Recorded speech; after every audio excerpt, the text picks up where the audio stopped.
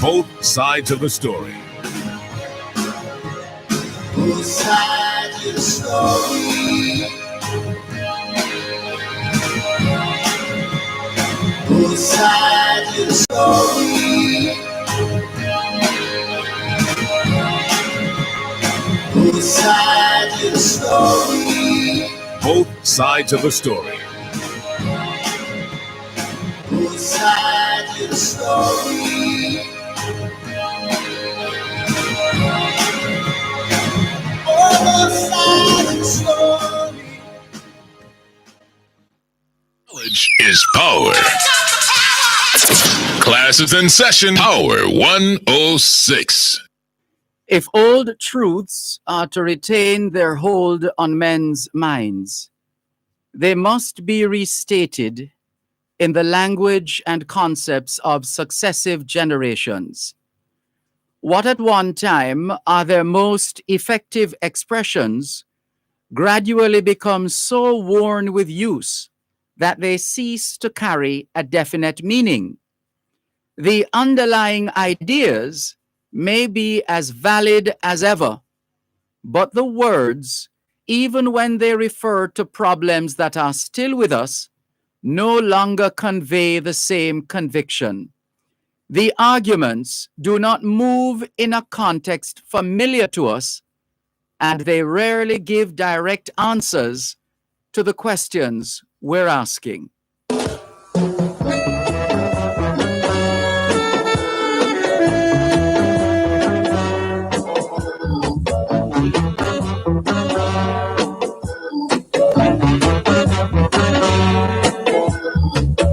Dervan, I got your puppy. Dervan, I got your puppy now. Dervan, I got your puppy.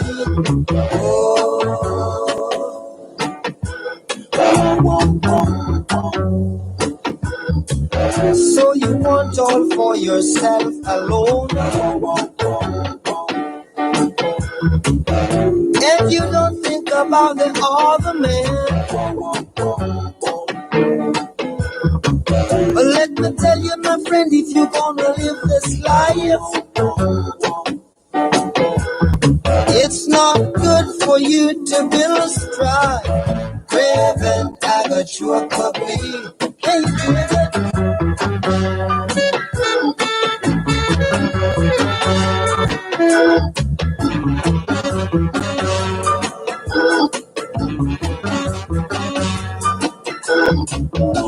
One thought, lose all. Then I know the wicked must fall. I say 1 to 1, can't get tea. Oh no, and get no one tea. Oh, that's why I say, Craven, I got your puppy. Craven, I got your puppy now. Craven, I got your puppy. Oh, yeah, you dig it. Oh, yeah.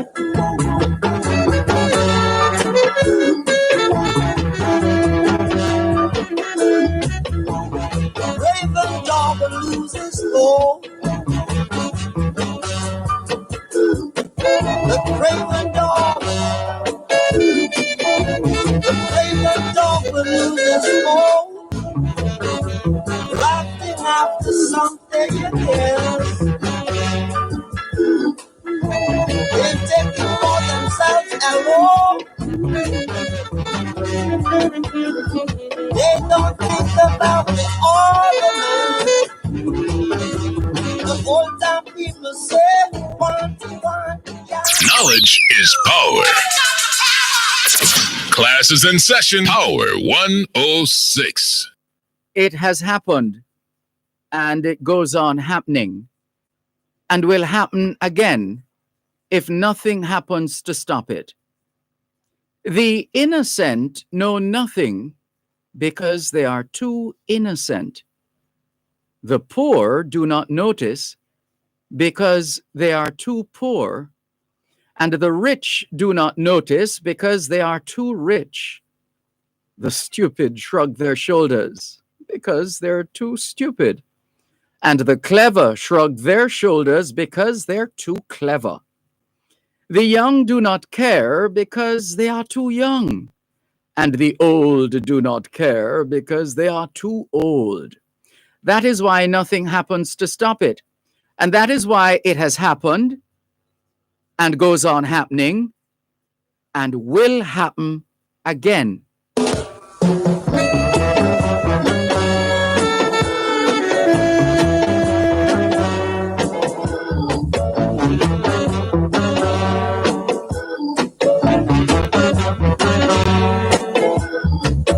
Craving, I got your puppy. Craving, I got your puppy. Craving, I got your puppy. Oh.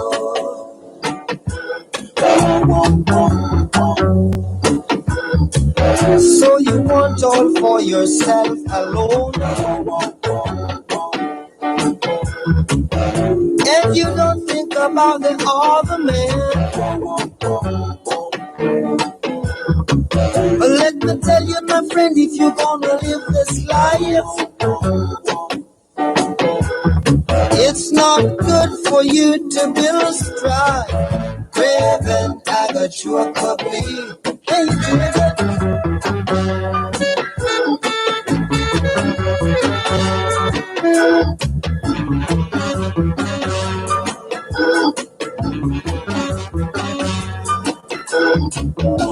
Want all, lose all. Then I know the wickedness. Knowledge is power. Class is in session. Power 106. You're listening to Power 106 FM. The time is now 2:15. Power Talk has been a unique source of discourse on matters of public interest, finding solutions to the challenges we face in a globalized world. Power Talk brings you the new host who will take talk radio to another level. Join Dr. Herbert Gale Mondays and Tuesdays and Simon Croskill from Wednesday to Friday as they provide a riveting analysis on the issues of the day and speak with stakeholders charged with driving innovation to move Jamaica forward. Tune in for brand new features designed to showcase local developments and highlight how the global issues of the 21st century are being addressed. That's Dr. Herbert Gale Mondays and Tuesdays and Simon Croskill Wednesday to Friday on Power Talk, 11 a.m. to 2 p.m. right here on Power 106 FM. Living in the positive. Your taxes hold the key. Nobody come in line. Pay your taxes online. So many options. You choose. Pay online at jamaicatax.gov.jm, TAJ mobile app, direct funds transfer, and NCB online banking. It's safe, convenient, and secure. Tax Administration Jamaica, changing the way we do business.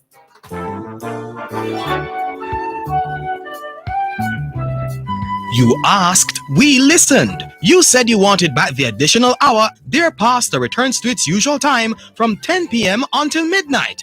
Oh boy, you know. Your thoughts on topical issues, relationship matters, questions you want answered, pertinent advice. It all comes together on Dear Pastor with Reverend Dr. Aaron Dumas. Hello. Hello, Pastor.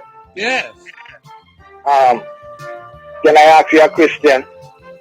Well, you may ask me a question. I may or may not answer. He returns to keep your company from 10 p.m. until midnight, right here on Power 106 FM.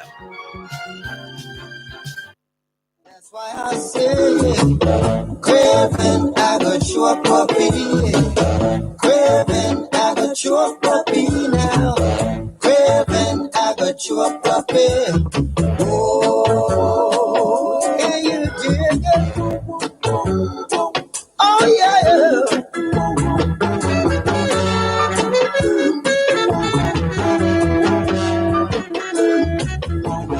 Raven dog loses soul. Raven dog. The Raven dog will lose his home. Lasting after something again. They take it for themselves alone. They don't think about the ornament. The old time people say, want, yeah. 2021 to 2030 is the International Decade of Action for Road Safety. It's also a decade that celebrates a great deal of other developments. For example, the International Decade of Healthy Aging, the International Decade of Ecosystem Restoration, the International Decade of Ocean Science for Sustainable Development, and as we said, the Decade of Action for Road Safety. It's the 19th day of the 7th month of 2021, the International Year of Peace and Trust, the International Year of Creative Economy for Sustainable Development, the International Year of Fruits and Vegetables, the International Year for the Elimination of Child Labor, and the International Year of Health and Care Workers. Put another way, it's the 19th day of the 2nd month of the 2021 Atlantic hurricane season. And according to the weather report, there's a tropical wave east of Jamaica, but there's no significant rainfall associated with the system. A little closer to home, there is a trough across Jamaica, and the trough is expected to remain across the island until tomorrow, Tuesday, when a high-pressure ridge starts to build across the central Caribbean. This afternoon, isolated showers and thunderstorms are expected across sections of central and western parishes. Windy conditions mainly across southern parishes. Tonight, partly cloudy. The birthday of Yandi Pertuan Besar of Ngusebilan is being celebrated in Malaysia. It's Edgar Degas's birthday in France. Liberation Day, also known as Sandinista Day in Nicaragua, and Martyrs Day in Myanmar, Burma. Hoy es lunes, el 19 de julio 2021, y les saludamos en cualquier parte del mundo que nos están escuchando en este momento. Estamos muy agradecidos por el don de la vida y el privilegio de servirles en otra edición de su programa Both Sides of the Story, ambos lados de la historia.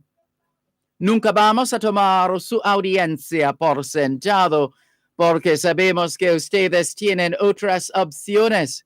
Y esta es la razón por la cual jamás olvidamos darle las gracias por elegir Both Sides of the Story, ambos lados de la historia, de lunes a viernes desde las 2 hasta las 5 de la tarde, aquí en Power 106 FM. La misión continúa para educar, capacitar, iluminar y estimular el espíritu empresarial. Bienvenidos.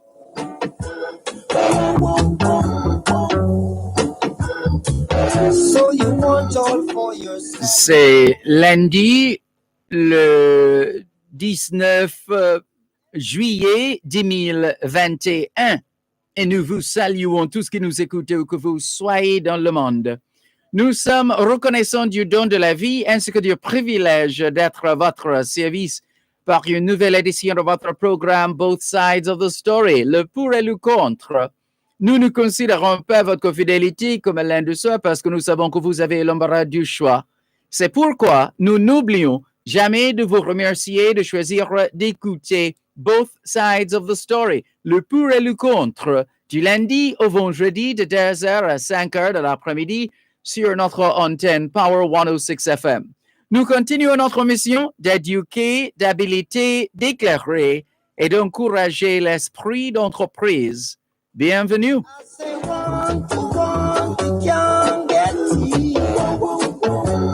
Oh no, and get no one tea.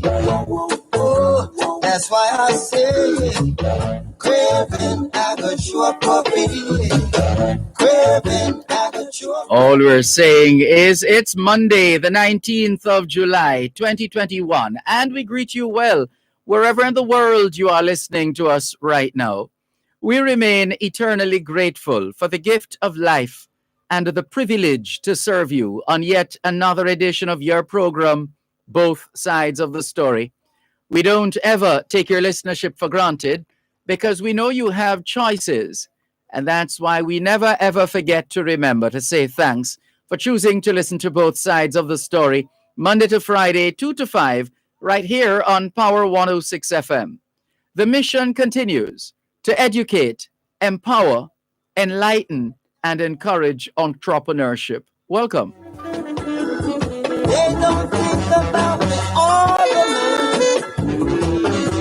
The old time people say, one to one, yeah. We started out this afternoon with the words of Friedrich Hayek, Friedrich, Friedrich A. Hayek, Hayek. And then we followed that up with Craven Choke Puppy by the Honorable Robert Nesta Marley, OM. And then a reminder from Eric Fried, Erichfried, a piece entitled What Happens? And more from Bob Marley, Craven Choke Puppy. Good afternoon to those of you listening to us on 106.1, 106.3, 106.5, 106.7, and 106.9.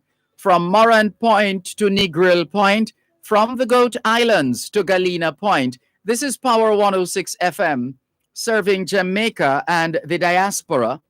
Hello to those who have tuned in via the Power 106 FM app, which you would have downloaded from the App Store or the Google Play Store, depending on the nature of your device. Downloading is free.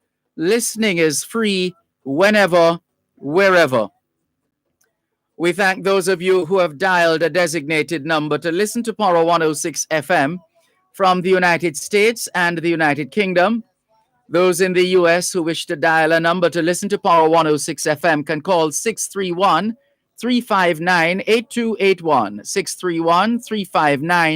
631-359-8281.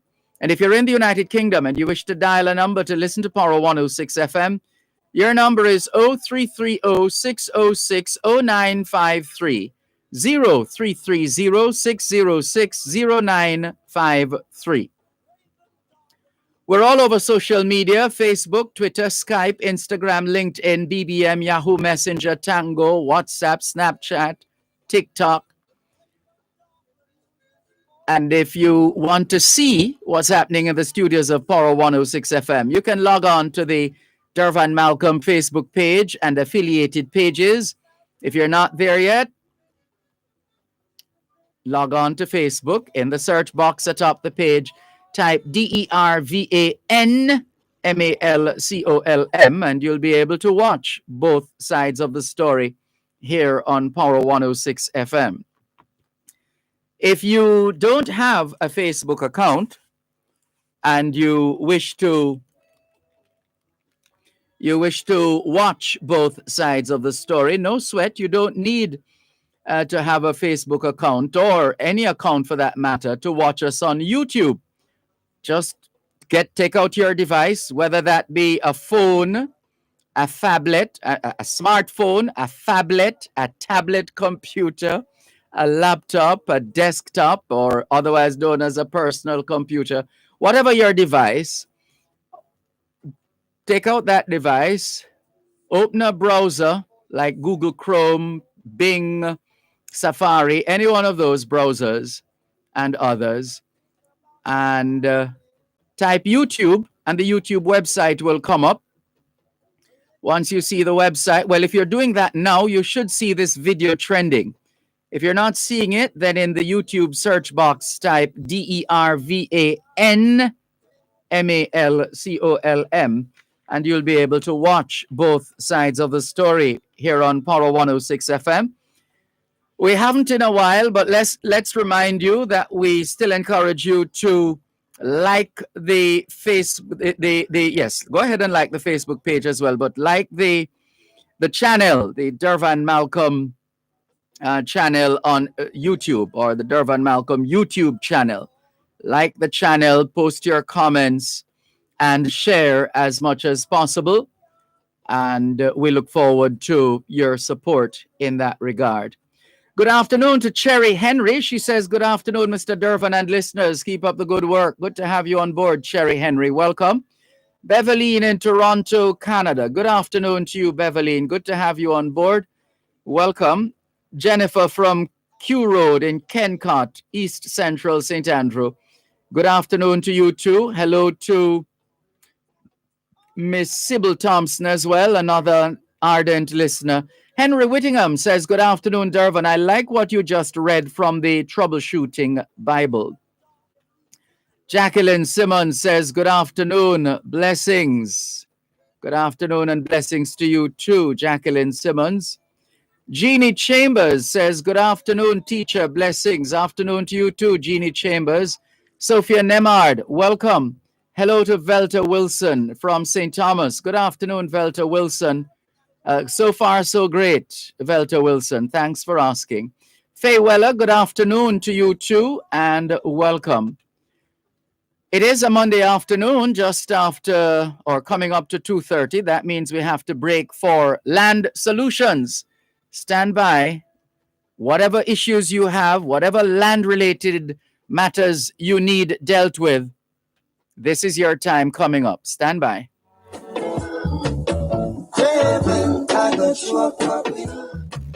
You're listening to Power 106 FM. The time is now 2:30. Ready to build, repair, or renovate? ARC Manufacturing Limited is here to serve all your building material needs. We deliver all your roofing, nails, lumber, fencing, wire, cement, and steel products island-wide. Call or visit any of our locations in Kingston and Montego Bay, or check out our website at www.arcja.com. ARC Manufacturing Limited, your building materials specialist.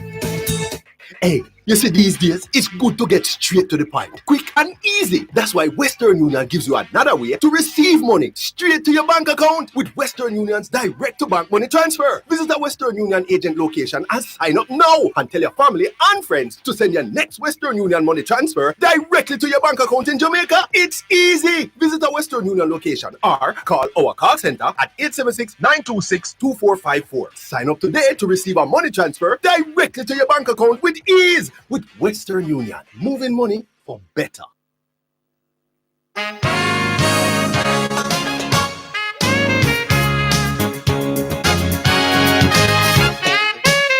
It is indeed a Monday afternoon, just after 2:30, and that means time for Land Solutions. Land Solutions, the program where all your land-related matters are dealt with.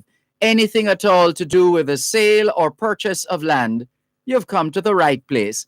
Here are the numbers to call: 876-922-4112, 876-922-4113, and 876-922-4114.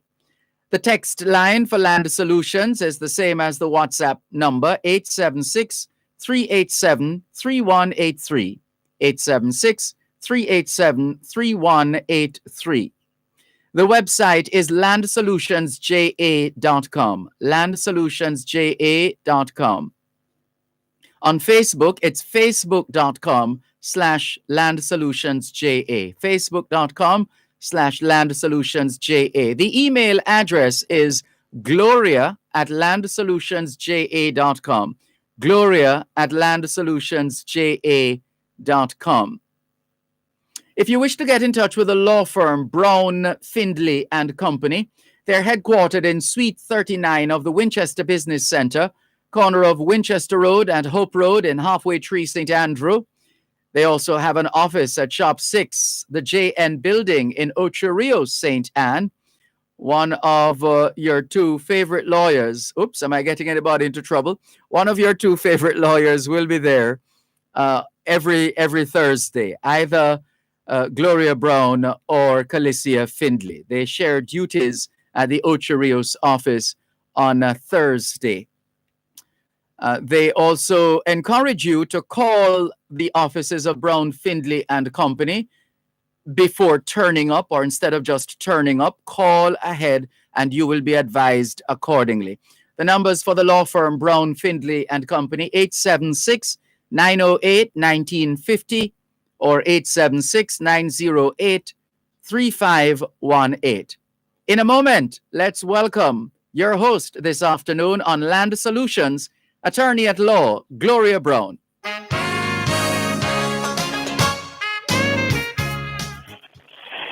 Thank you, Dervan, and good afternoon, everyone. Welcome again to Land Solutions.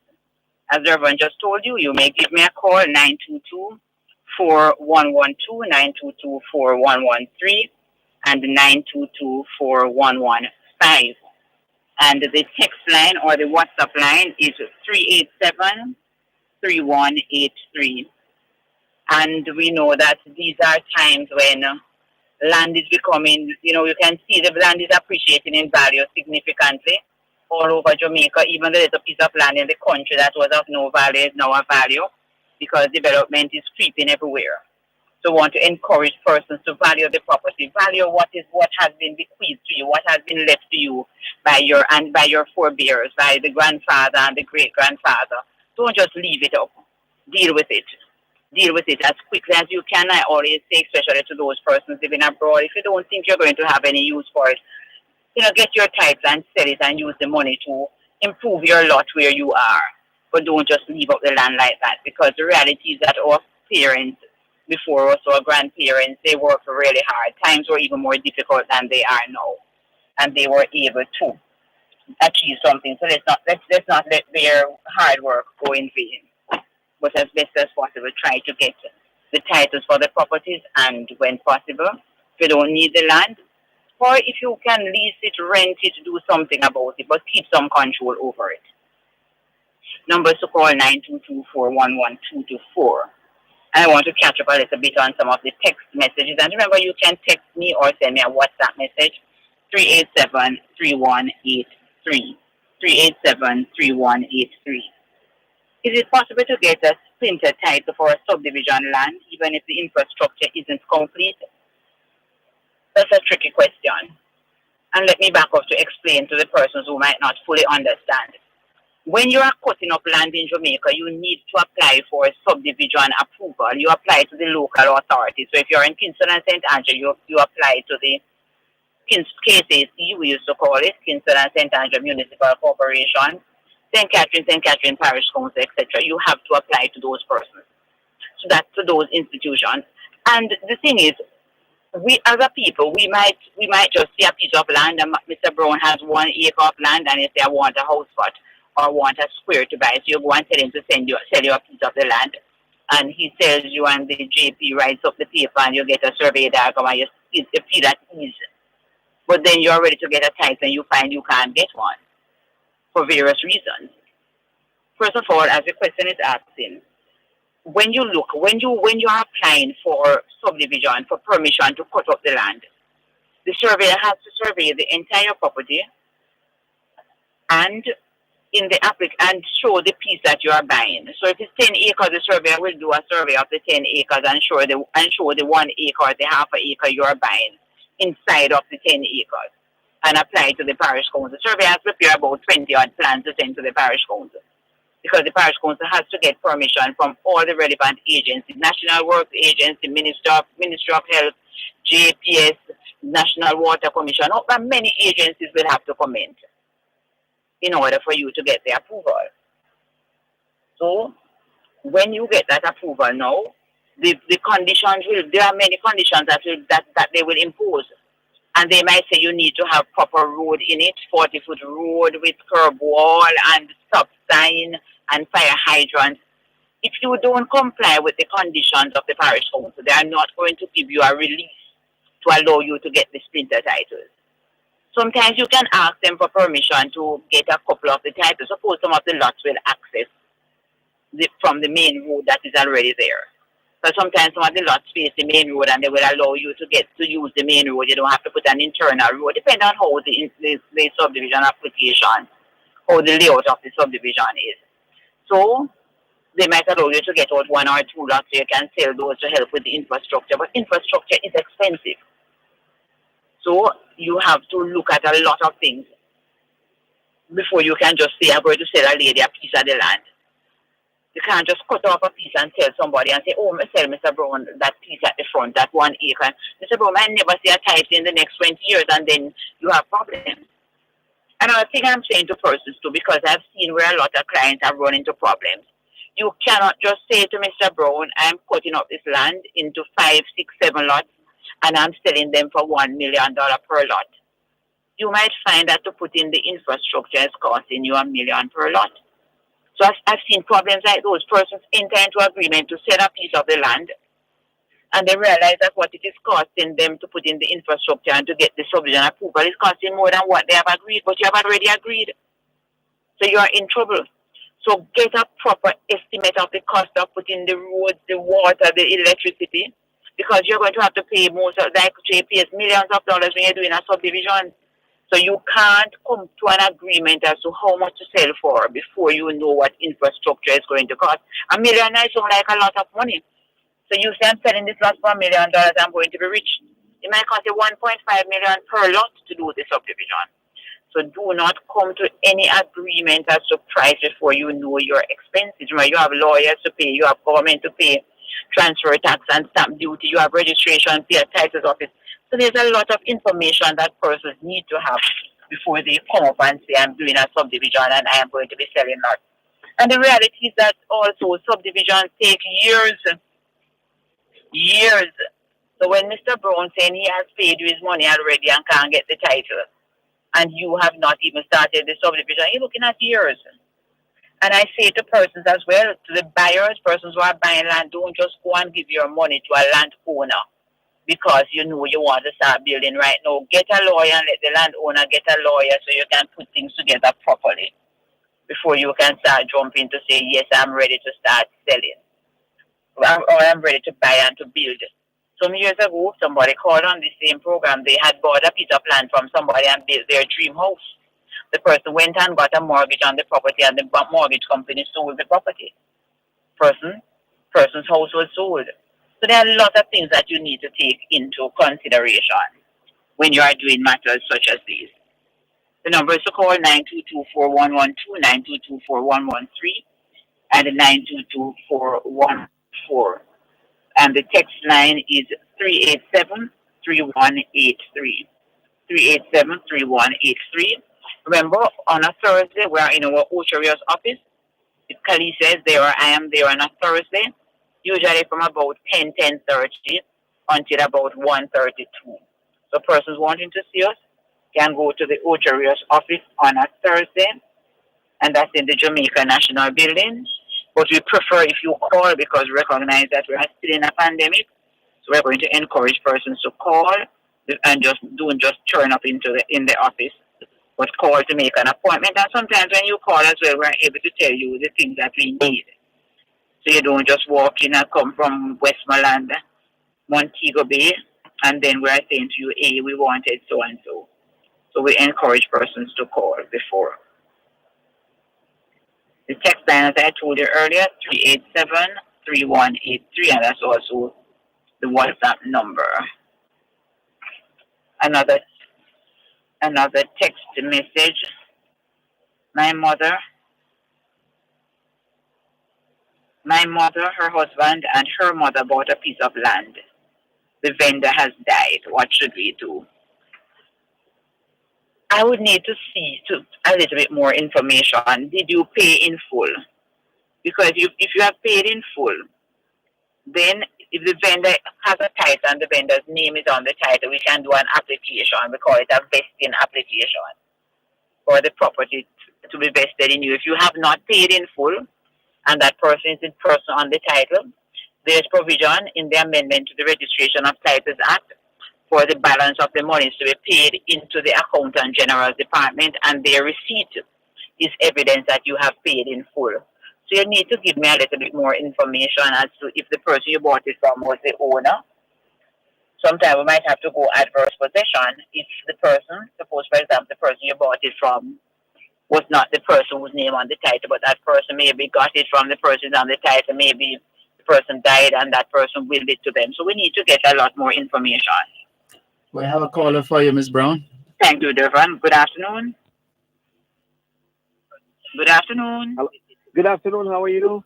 I'm good, thank you. And you, sir? I am well, thank you. So I have a question. Yes. And this is in regards to a piece of land that and we built a house on the property.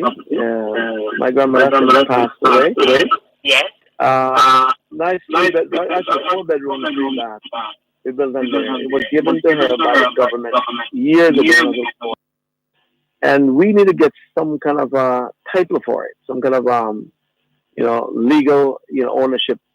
It is ours, but we just don't have any title for it. And I want to know how to apply for a title or how to go about getting something legal for the property. You are saying the property was given your grandmother? My grandmother gave it to my mother. Yes. So where is your mother now? So my mother, she's here now actually at the house. Wonderful, wonderful. So what we're going to ask you to do is to survey it. When your grandmother gave it to your mother, she gave her any documentation? I don't believe they had any documentation at the time. All right. But how long ago she has had it, your mother? Oh, no, she's had it now for years. I would say maybe 20-something years, 30 years. Wonderful. So all I'm going to ask you to do is to survey the piece of land. Survey. And then contact me and I will take it from there. All right. Okay, then. So, and the same number here? Yes. No, this is a radio program you're calling. So just keep listening for my number, which is 387-3183. Got it. Thank you so much, my dear. All right, thank you. So as soon as you get the survey done, just ask the surveyor for a copy of the diagram so we can start drafting the documents for you while you await. Yes, ma'am. What parish is it? Anova. All right, sounds fine to me. All right, sir. Thank you. So, let's take the break, Ms. Brown, and come back. Thank you, Dervan. You're listening to Power 106 FM. The time is now 2:45. Punky, this COVID mash up everything. Nothing on. So what the government are gonna really do for we? It's like everything a secret. We hear about COVID grant this and that, but how much money them are gonna spend on COVID so? The European Union is partnering with the government of Jamaica to provide better public access to information on how it collects and spends money. Visit the Ministry of Finance's website at mof.gov.jm for more information. This message is brought to you by the Ministry of Finance and the European Union.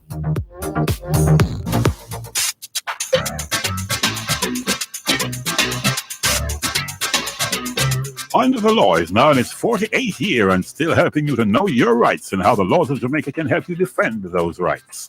The program is brought to you on Mondays by the Bank of Jamaica, building an inclusive economy. Under the Law at 6:45 and 8:45 a.m. and at 4 and 9:25 p.m. Mondays on Power 106 FM.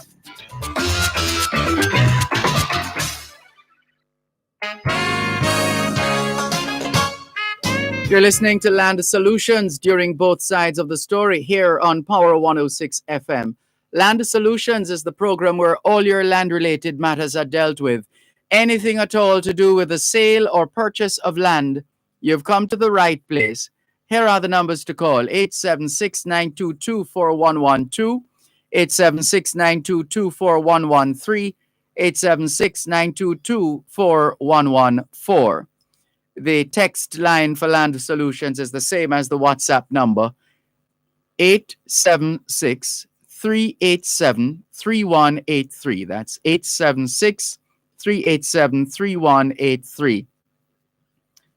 If you wish to send an email message to the law firm, Brown, Findlay and Company, through this program, Land Solutions, Send your questions to gloria@landsolutionsja.com. gloria@landsolutionsja.com. The website is landsolutionsja.com. On Facebook, it's facebook.com/landsolutionsja. The law firm Brown, Findley and Company is headquartered in Suite 39 of the Winchester Business Center, corner of Winchester Road and Hope Road in Halfway Tree, St. Andrew. They also have an office upstairs, Shop 6, the Jamaica National JN building in Ocho Rios, St. Anne. They encourage you to call ahead before turning up. Call ahead and you'll be advised accordingly. The numbers to call the law firm Brown, Findley and Company, 876-908-1950 or 876-908-3518. Once again, here's attorney at law, Gloria Brown. Thank you, Dervan. Hello, Miss Finley. This is Miss Brown, though. My grandmother has some land in Portland that I have planned to do some development on. However, the roads are bad. How can I get help with fixing the roads as it will bring revenue to the community? Thank you. Well, the best person you should talk to maybe is your member of parliament and your council to see how you can get some assistance, and the parish council as well, the local authority, the municipal corporation. But before you start talking about developing your grandmother's land, make sure that it's yours. Because remember, grandmother's land is grandmother's land. If grandmother has died and hasn't made a will, it goes to her husband and her children. You're a grandchild, you might not be in the line yet. So be careful and be careful how you invest in family land. So I'm saying to you in terms of the road development, you can probably put your proposal to the parish council and also to the political representatives in the community.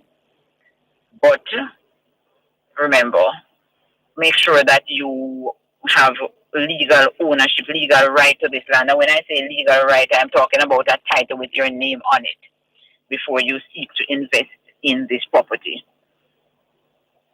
The text line is 387-3183, and you can send a WhatsApp message to another WhatsApp message.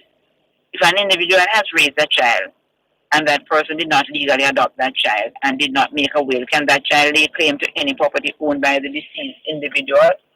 It's going to be difficult. It's going to be difficult. So the person did not make a will, and even though you raised this child, there's nothing for the child to get unless, for example, if the child is disabled and can show that you were supporting the child, the person could, under the Inheritance Act, go to the court to show the court that you should have made some provision for them. But that would have to be a court action. So I beg persons, you might have raised a child. Maybe this is the child who supported you throughout your senior years. This child, you probably never had a child for yourself, but this child is the child you raised. If you don't make a will, your blood relatives are going to benefit over this child. So I ask of persons, I beg of persons, I encourage persons to please write it down, make the will, get it properly signed up by two witnesses in your presence. So the persons you want to benefit will benefit. So you might say to the child, nobody can take it from you later on. That's not so. It's going to go to your blood relatives if you do not make provision for the child you raised to benefit. The numbers to call, 876-922-4112, 922-4113, and 922-4115. The text line, as I said before, is 387-3183. You can send a WhatsApp message or a text message. Another one for you, Ms. Brown. Thank you, Dervan. Good afternoon. Good afternoon, Miss Brown. Yes, sir. How can I help? I'm having a problem with a tree adjacent to my premises, a cotton tree, a very large cotton tree. Limbs are hanging over my place and roots and all of that. And there are also other trees in the line hanging over my place, and I come to how they grow, the wind lifts them over to my premises. You know? Well, the parts hanging over you can cut off here. Well, what I did, I asked the next door neighbor if I could do that, and they say I'm not to trouble the trees. Any part hanging over. Well, the best, what I would ask you to do, have a talk with the parish council. That's what they are there for.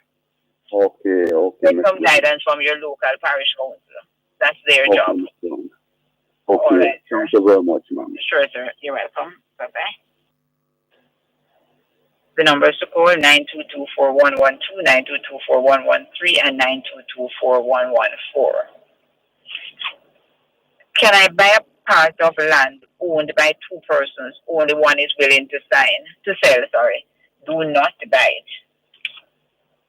If two persons own property, one cannot sell. Even though that one might say this piece on the left hand side is my piece, that person cannot give you title. Both persons would have to agree for it to be sold to you.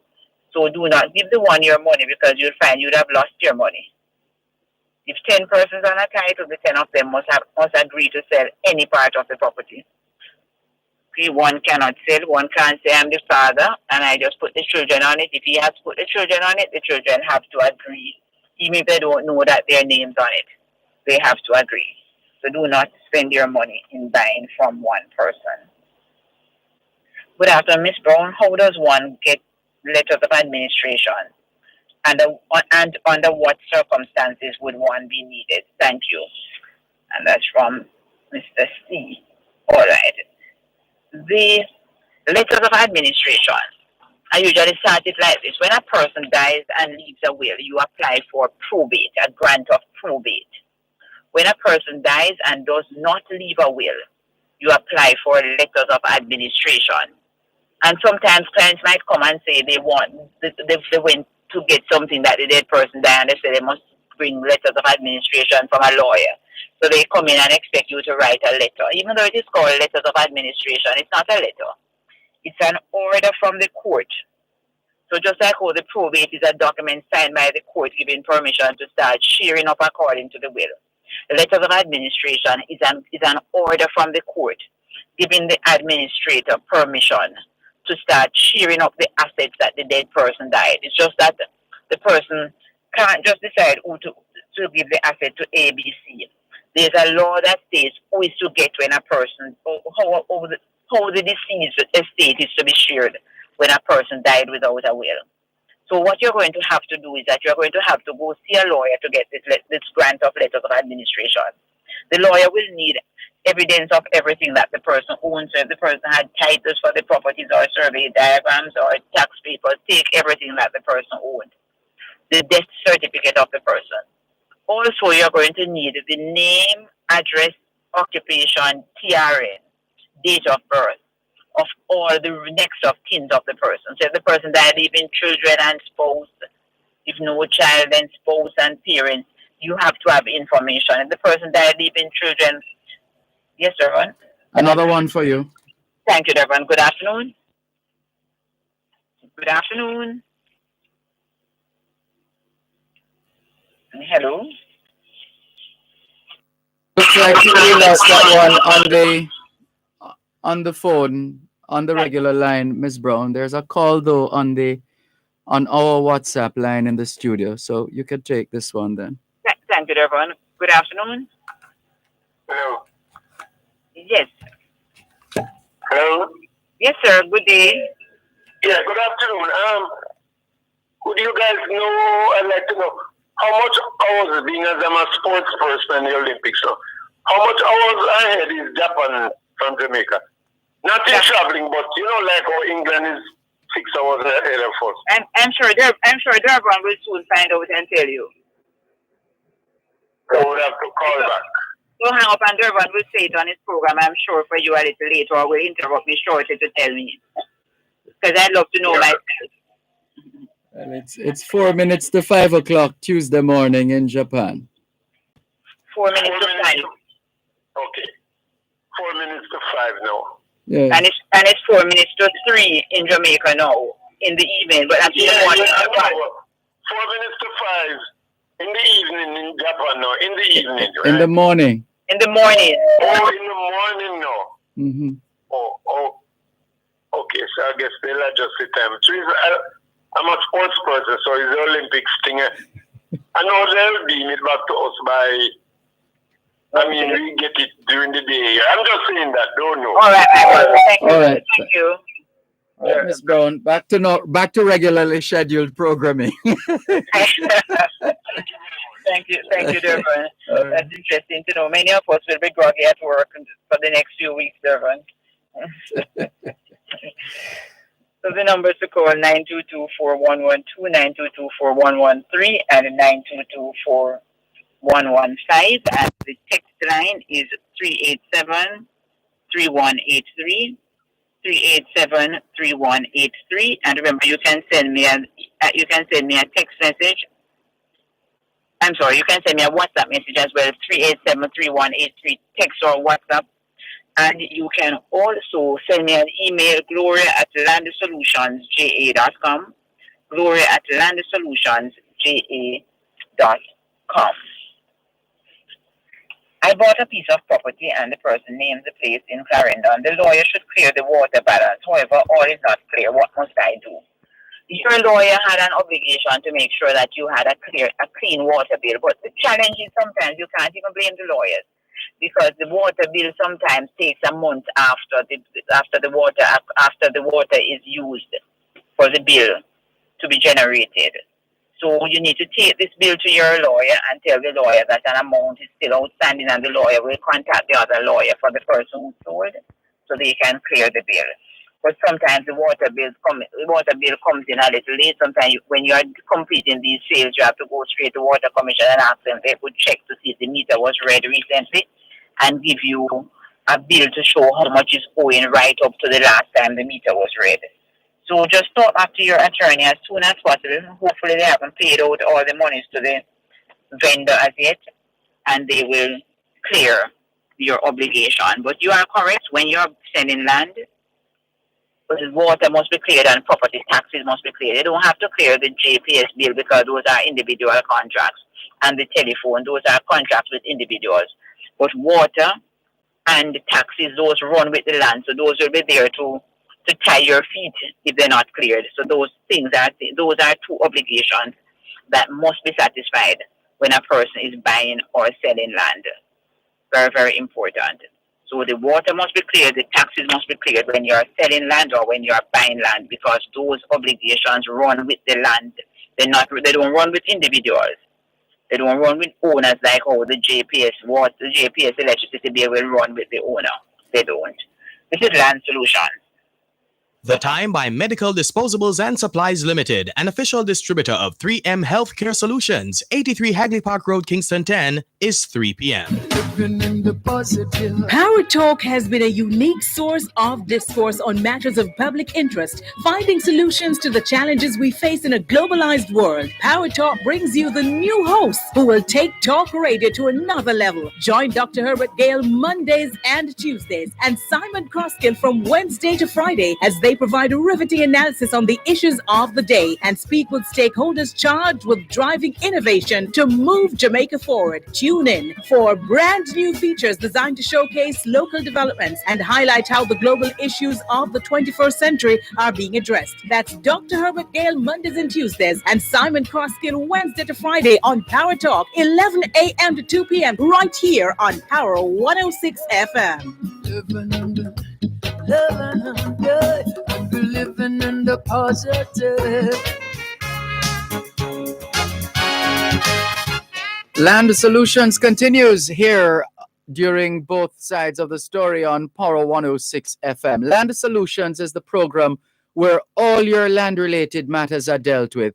Anything at all to do with the sale or purchase of land, you've come to the right place. Here are the numbers to call: 876-922-4112, 876-922-4113, and 876-922-4114.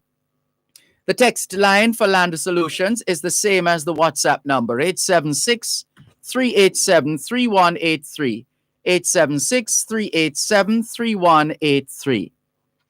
Land Solutions is on Facebook, facebook.com/landsolutionsja.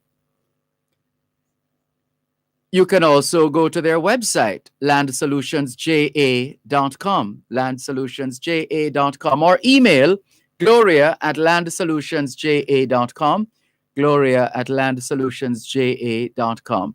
The law firm Brown, Findley and Company is headquartered in Suite 39 of the Winchester Business Center, corner of Winchester Road and Hope Road in Halfway Tree, St. Andrew. They also have an office at Shop 6 upstairs, the Jamaica National Building in Ocho Rios, St. Anne. And they encourage you to call ahead before turning up, whether for the regular Thursday sessions. Every Thursday, the lawyer is on location, whether it be attorney at law Gloria Brown or her partner at the law firm Brown, Findley and Company, Calicia Findley, on a Thursday. That's when you'll find one of the two lawyers on location. And therefore, you're encouraged to call ahead just to make sure you have all the documents that you need and whatever other information is necessary. You don't want to be turning up at the offices of Brown, Findley and Company and then all the way from Westmoreland. And then you have to head back because you didn't have a particular document, etc. So call. Here are the numbers for the law firm Brown, Findley and Company. 876-908-1950 or 876-908-3518. Once again, here's attorney at law Gloria Brown. Thank you, Dervan. Yes, and as Dervan advised you, please let us know when you're coming. Call us before. The fruit trees are moving my place. How should it be treated? Can I pick from my side or wait until fruit fall from tree? As far as I'm aware, you can pick from your side. What's hanging over is yours. I wouldn't want to be quoted on that, though. I like to be quoted on land law, not fruit law. That's a different story. Yes, the numbers to call 922-4112, 922-4113, and 922-4115. If a will only has one witness who is also a JP and the JP signed as a housewife, the person died, what will happen to that will, and which has only one witness?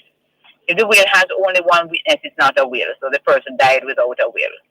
So whatever the person died leaving will be shared according to what we call the laws of intestacy.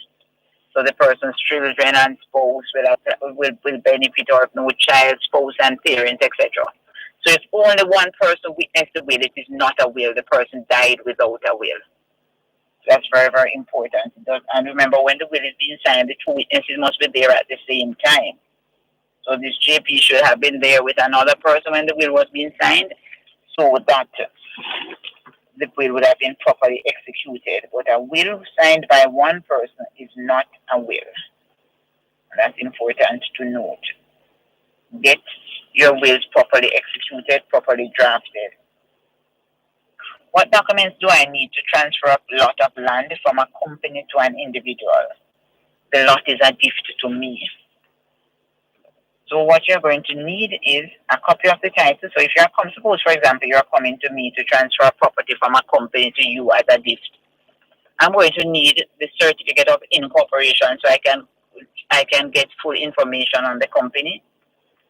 Okay, if you don't have that, that's fine, because I could get information from the title itself. I need to see the title, the property tax receipt, and I'm going to need name, address, occupation for you and your TRN.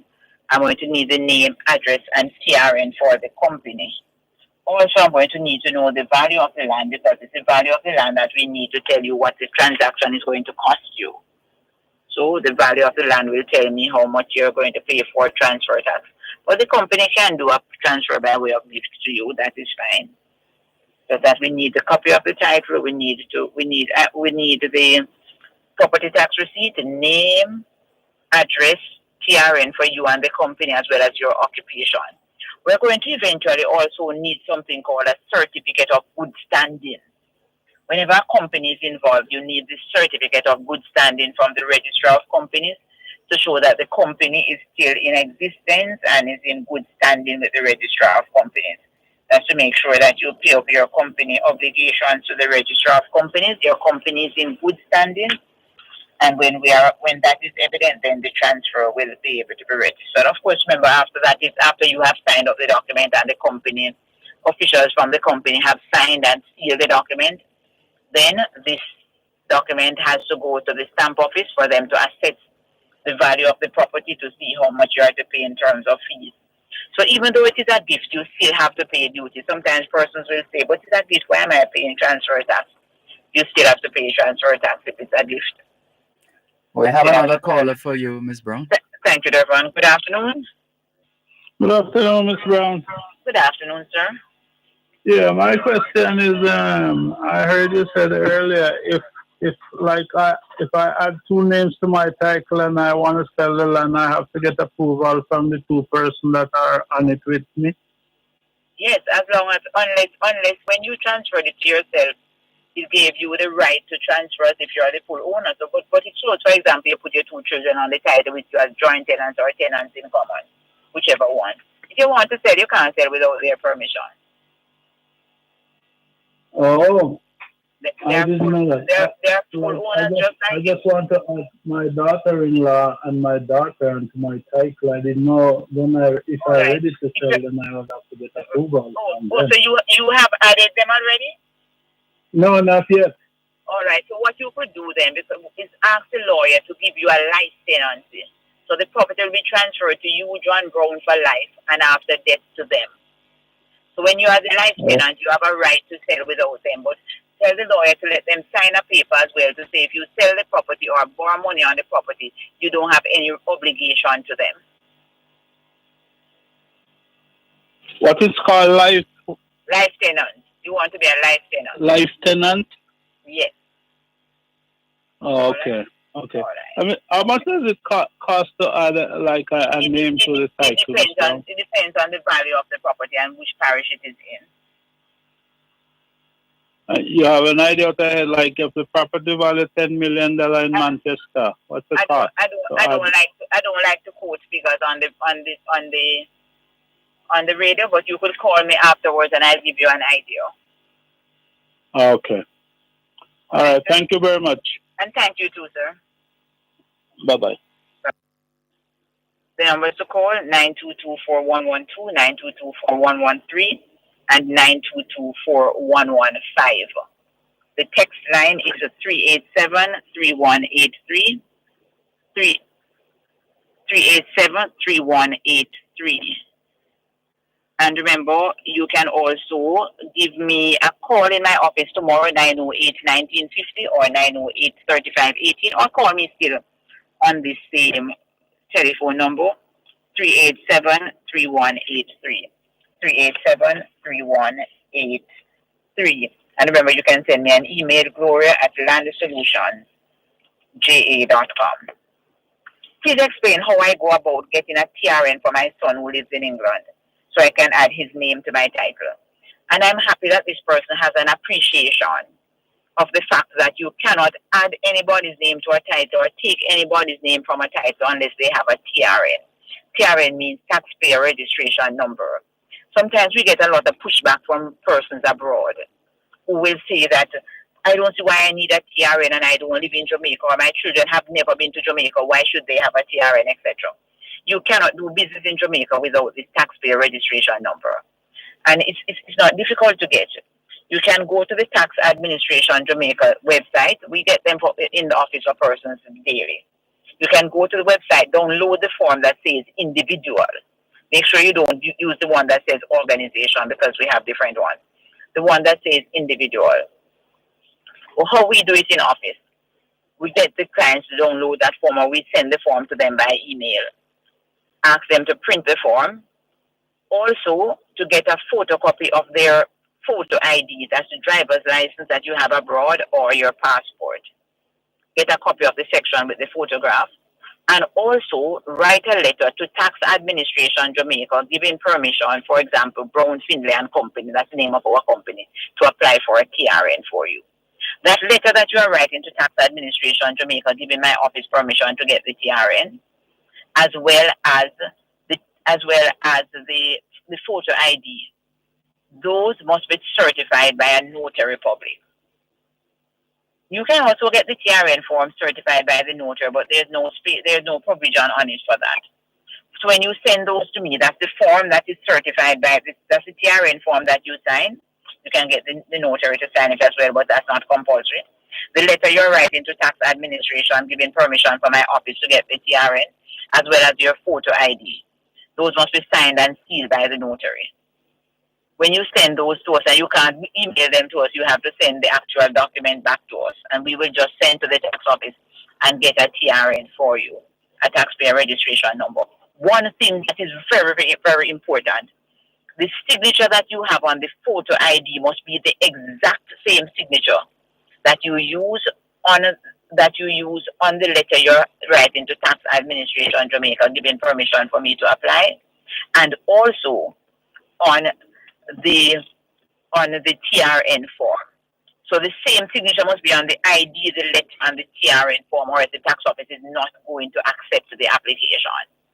Sometimes when the signatures vary a little, they will consider it if the notary signs the TRN form, which is why I'm saying, even though there's no space for the notary, let the notary sign below your name and seal the form, because sometimes that helps you when the signature varies a little. But try as best as possible to let the same signature be on all the documents, and then you should be quite fine in terms of us applying for the TRN for you. But remember, as long as you're going to do business in Jamaica, you're going to get your name on a title, you're going to buy land, sell land, administer an estate for somebody who has died, probate a will, then you're going to need to have the TRN, the taxpayer registration number. You're going to put your children on your title.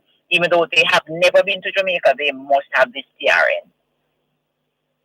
My aunt gave me a piece of land. I built on it. Can I look up about the papers and sell it? It is a family land.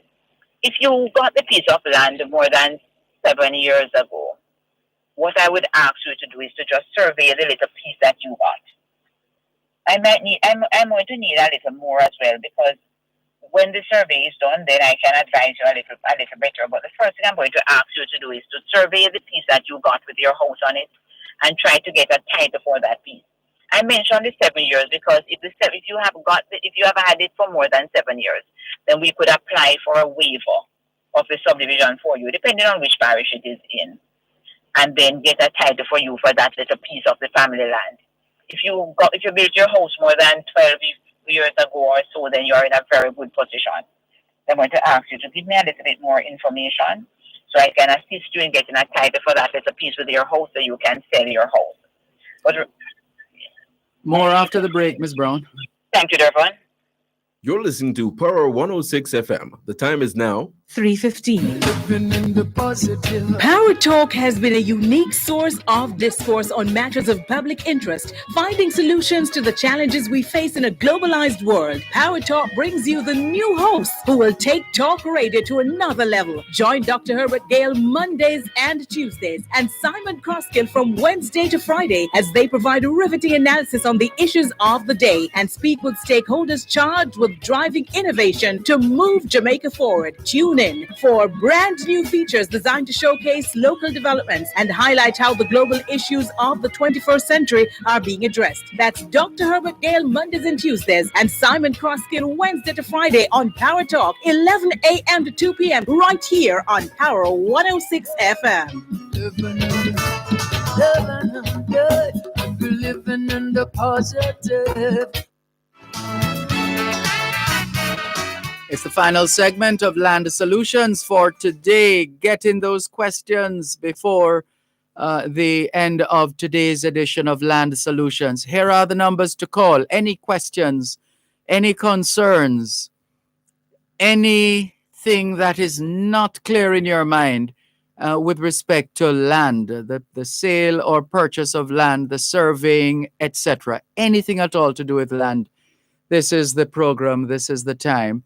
Here are the numbers to call: 876-922-4112, 876-922-4113, and 876-922-4114. The text line for Land Solutions is the same as the WhatsApp number, 876-387-3183, 876-387-3183. The Land Solutions website is landsolutionsja.com, landsolutionsja.com. The email address is gloria@landsolutionsja.com, gloria@landsolutionsja.com. The email address, which we just gave you that. So let's tell you that on Facebook, it's facebook.com/landsolutionsja. Facebook.com/landsolutionsja. The law firm Brown, Findlay and Company is headquartered in Suite 39 of the Winchester Business Center, corner of Winchester Road and Hope Road in Halfway Tree, St. Andrew. They also have an office at Shop 6 upstairs, the Jamaica National Building in Ocho Rios, St. Anne. The lawyers are usually there on a Thursday at the Ocho Rios office upstairs, Shop 6, the Jamaica National Building. And if you might want to call, or you should call ahead before turning up. Just call, find out what the situation is with your matter, what you will need in terms of documentation, etc., etc. And once you're able to get that advice, then you can act accordingly.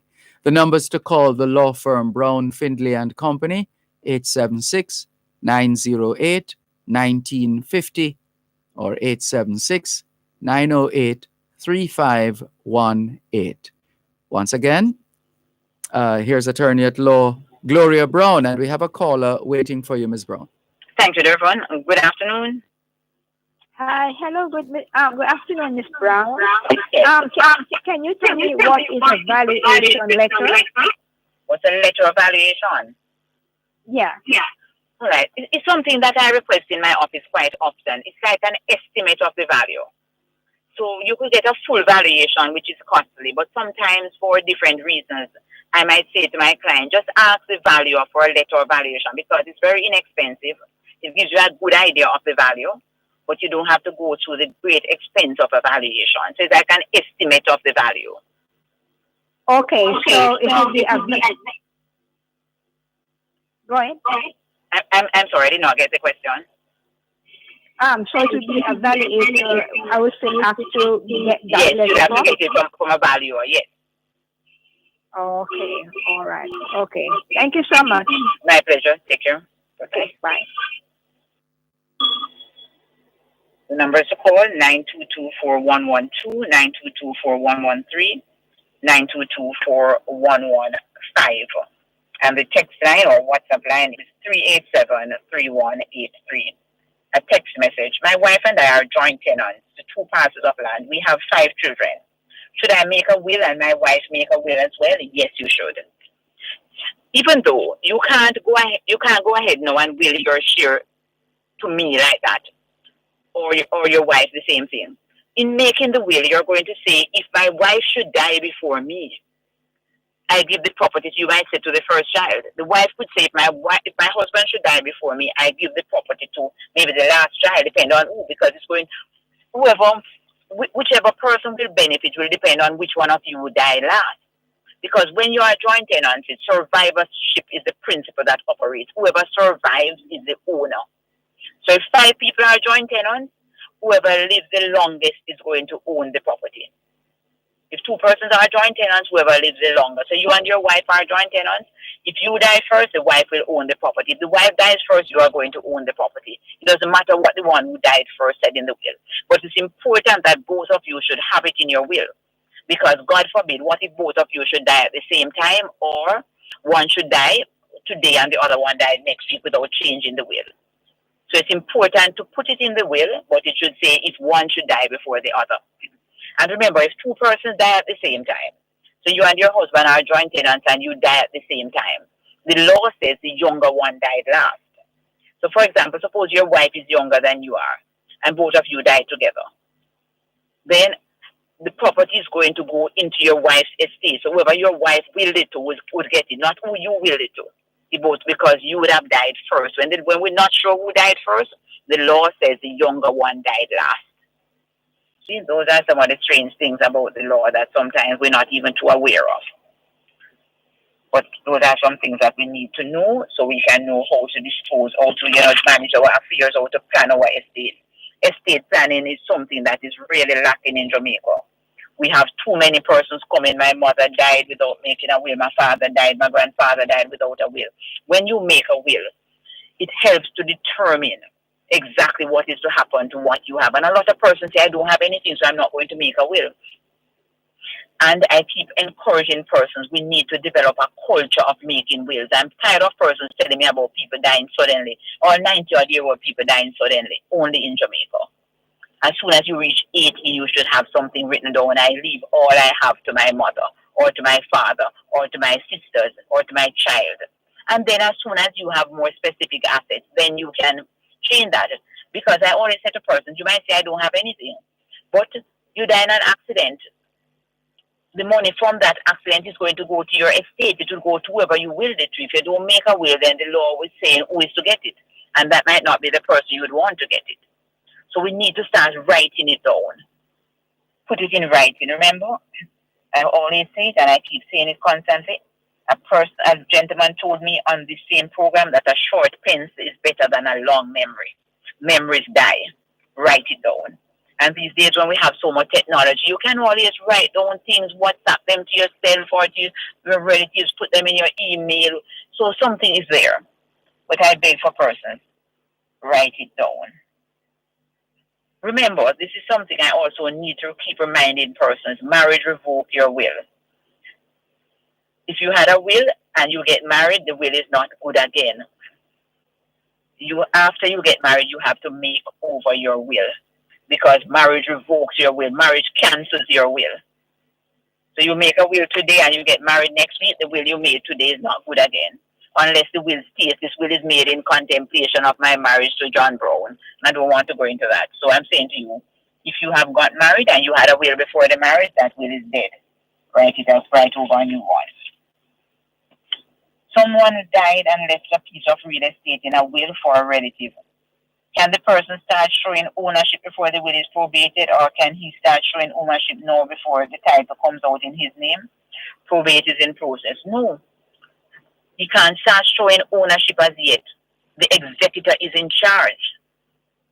The executor is the one who has to deal with it. The executor has to decide when to transfer it to this person. Executors are the persons in charge, which is another thing I keep reinforcing. Choose your executors with care. Choose executors who you know can manage troublesome beneficiaries. Because a lot of beneficiaries want to, even before parents bury, they want to come to start give trouble. So choose your executors carefully. Remember, you can have as many as 4 executors, and executors are entitled to 6% of your estate. So the best executors are the people you're willing the things to. So you're willing the things to your daughter, son, and husband, make them the executors. It's best not to bring in somebody from outside, because if you have a $10 million house, executor is entitled to $600,000. The numbers to call 922-4112, 4113, 4115. And remember, you can send me a text message at 387-3183. I'd like some information on the process of changing the name on a land title, please. I'm not too sure, because when person says change the name, I'm not sure if somebody who is alive is transferring it, or somebody has died and you need to know how to get the name of the dead person off the title. So I would love for this person to maybe send me another WhatsApp message and give me a little bit more information. If the person on the title is alive and wants to add persons, or want to take off their name, then it's a transfer. We just need a copy of the title, the property tax paper, name, address, occupation, TRN of everybody involved, those coming off, those adding, those staying on. Or if somebody has died, then we need to know if the person made a will so we can probate the will, or if the person never made a will, we need to administer the estate so the person's next of kin, person's beneficiaries can benefit. So the person who just sent me that WhatsApp message could probably try to give me a little bit more information. The person you're trying to get off, is that person alive? Good day, Miss Brown. My father died. We have in our possession the title tenants in common, but all our names on the title have spelling errors. What do we do? One of our children is now married. Please advise. Those with the spelling errors, just get the birth certificates and we can do an application to amend your names. You might have to get persons. If the name is very, very different, we might have to get persons who have known you for a little while. But everything will be prepared for by the lawyer. Just get birth certificates to show the correct spellings. The one who has got married, we need the marriage certificate to do an application to note her marriage. But everybody will have to deal with it. And remember, you're all tenants in common, which means that each of you need to make a will, because when you die, God forbid, but it will happen if the Lord tarries. When you die, then you need to these you have your share which will die with you, so you need to will it to who you want to will it to. Or if you don't make a will, it's going to go to your next of kin. You're all tenants in common, so you need to come together and decide.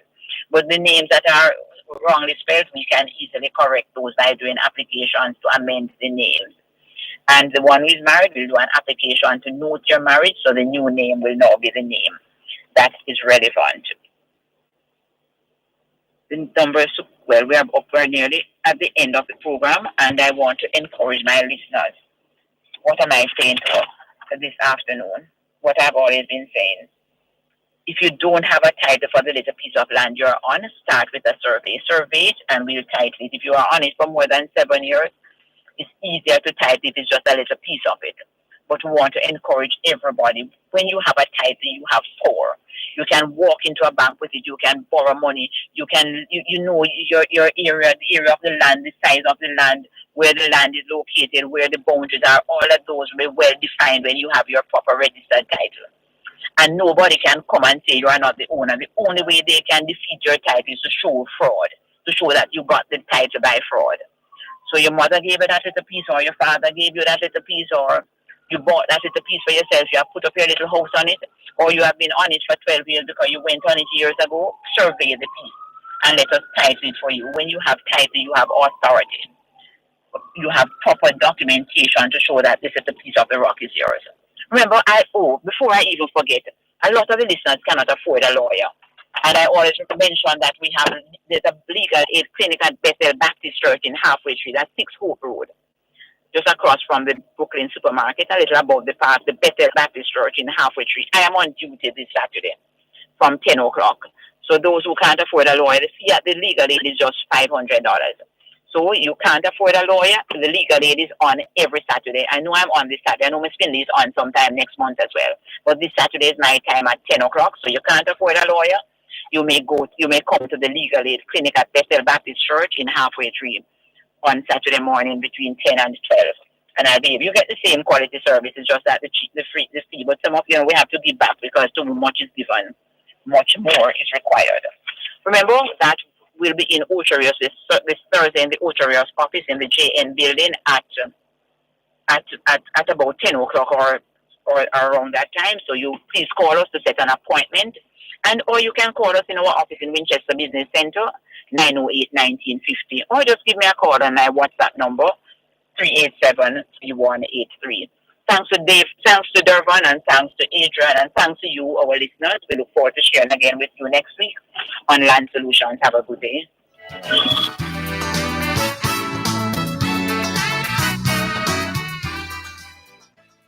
You contribute directly to Jamaica's national development when you pay your customs duties. Let's all do our part in keeping the wheels of our economy turning. The time by the Jamaica Customs Agency is 3:30. Introducing another finalist in the Jamaica Festival Song 2021 competition. Boom, skid him! Don't know the original DB, you know.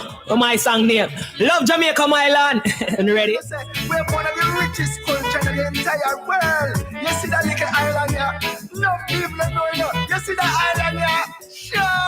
Me love Jamaica, my land. Yeah, me love Jamaica Island. Rose couple fish, breadfruit I am.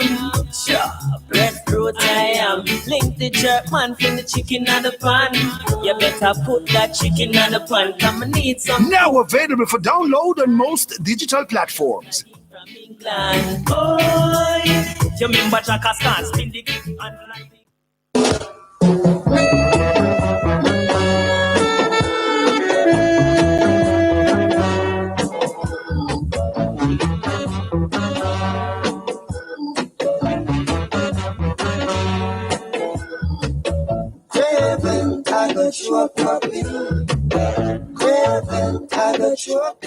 On the heels of today's edition of Land Solutions with Attorney at Law Gloria Brown, we thank you for staying with us here on your program, Both Sides of the Story, Power 106 FM. Let's give you a quick update of some of the stories trending starting with the Gleaner. This is the online platform, the Gleaner's website. Canada will accept fully vaccinated Americans is the lead story trending on the Gleaner's website.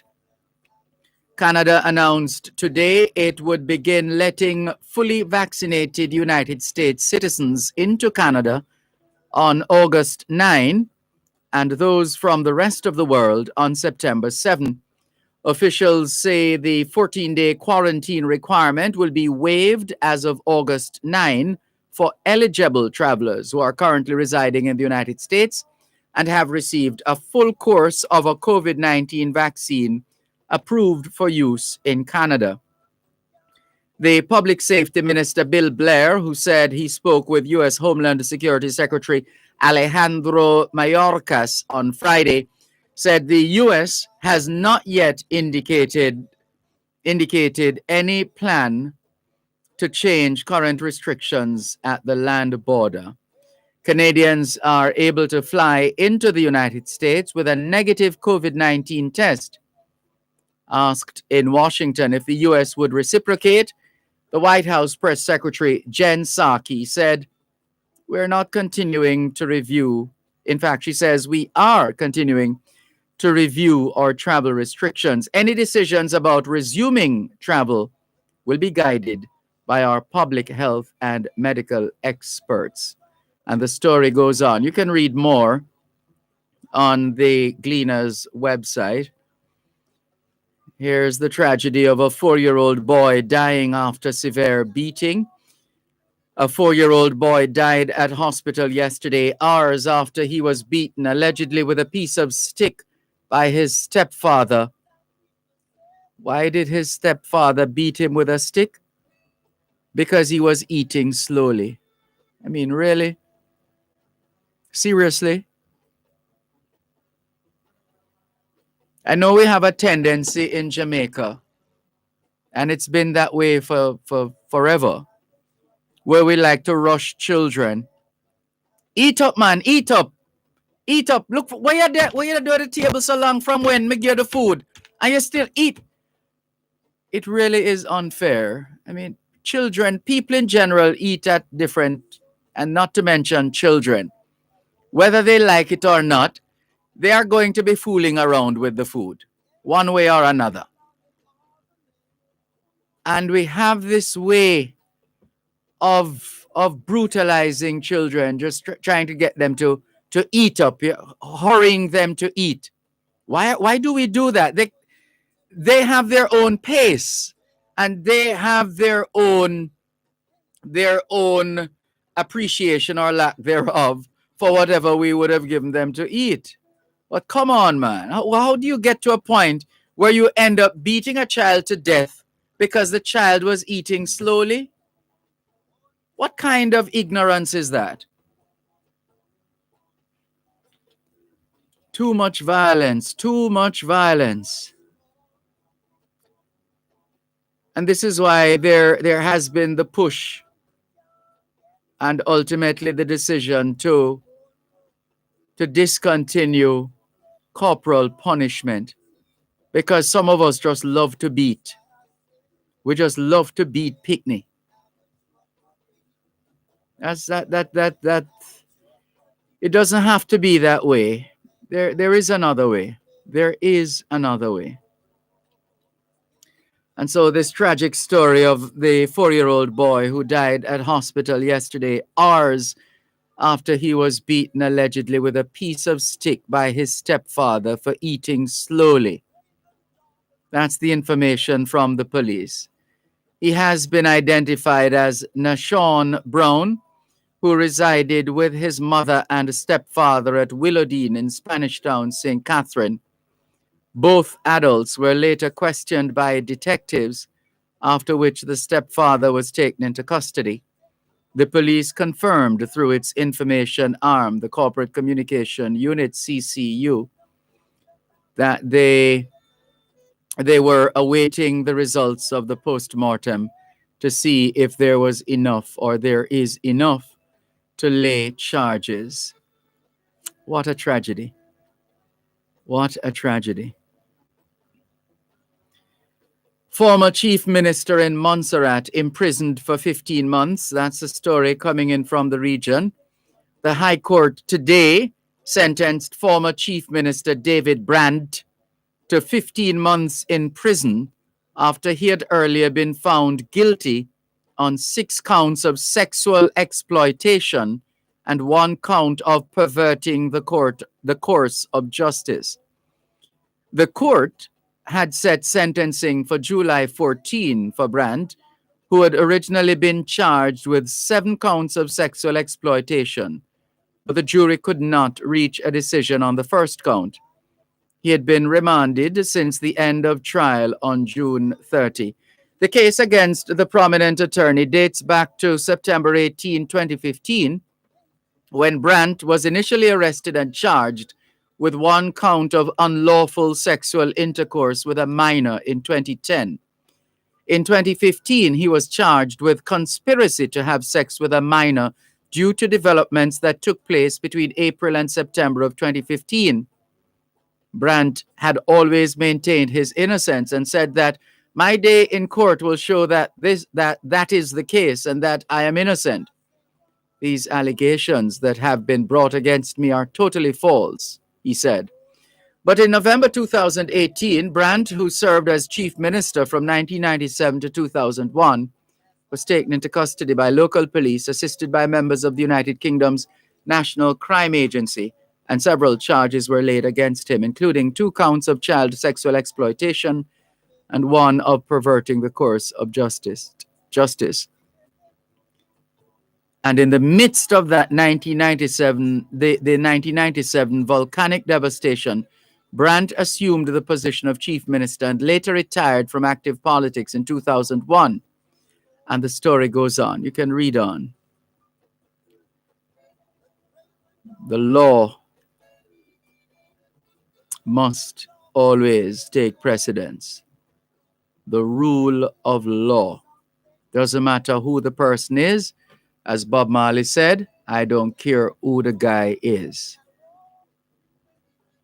It's the way it is. You make certain choices, you have to deal with the consequences. That's how it is. Whatever our choices, we must deal with the consequences.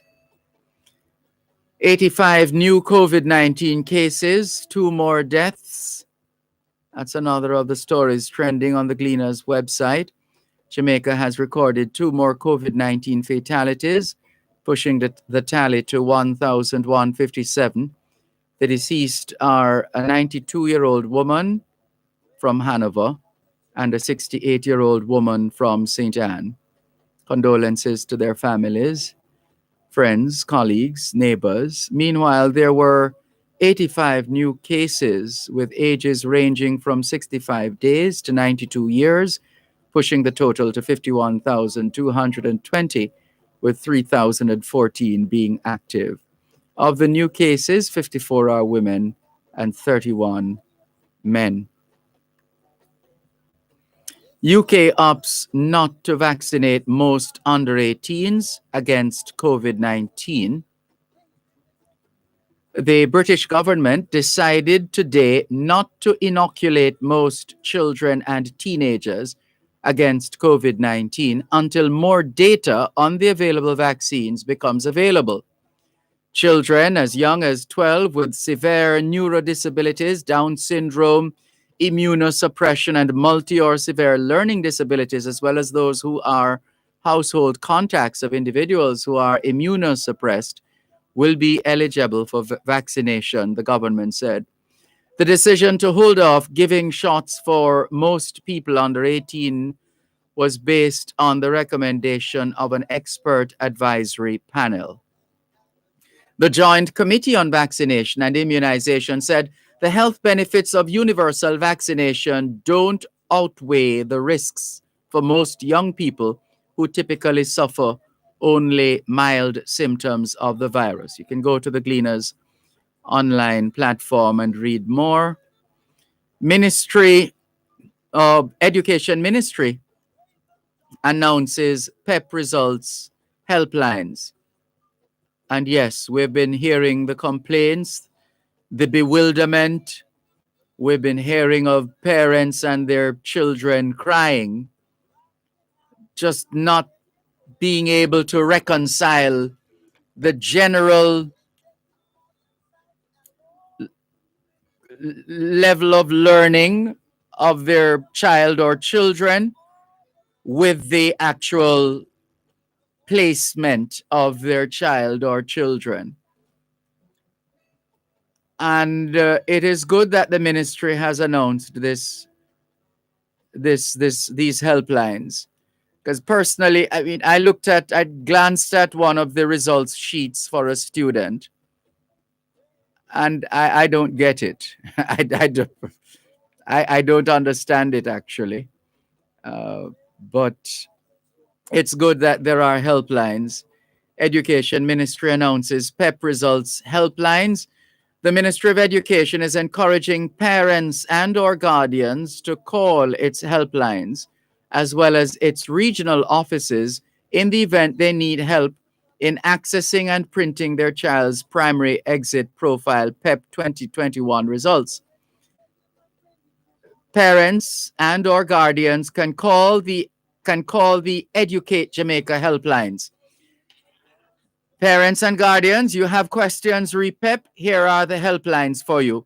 The Educate Jamaica helplines are 888-338-2283. That's 888-338-2283. Another number is 888-724-8463. That's 888-724-8463. That's one of the two numbers for the Educate Jamaica helplines for those parents, guardians, caregivers who have an interest in seeing the data for themselves and trying to come to grips with the placement of their children, etc. Over to you, parents and guardians. Oh, yeah. You're listening to Power 106 FM. The time is now 3:45. Power Talk has been a unique source of discourse on matters of public interest, finding solutions to the challenges we face in a globalized world. Power Talk brings you the new host who will take talk radio to another level. Join Dr. Herbert Gale Mondays and Tuesdays and Simon Croskill from Wednesday to Friday as they provide a riveting analysis on the issues of the day and speak with stakeholders charged with driving innovation to move Jamaica forward. Tune in for brand new features designed to showcase local developments and highlight how the global issues of the 21st century are being addressed. That's Dr. Herbert Gale Mondays and Tuesdays and Simon Croskill Wednesday to Friday on Power Talk, 11 a.m. to 2 p.m. right here on Power 106 FM. Living in the positive.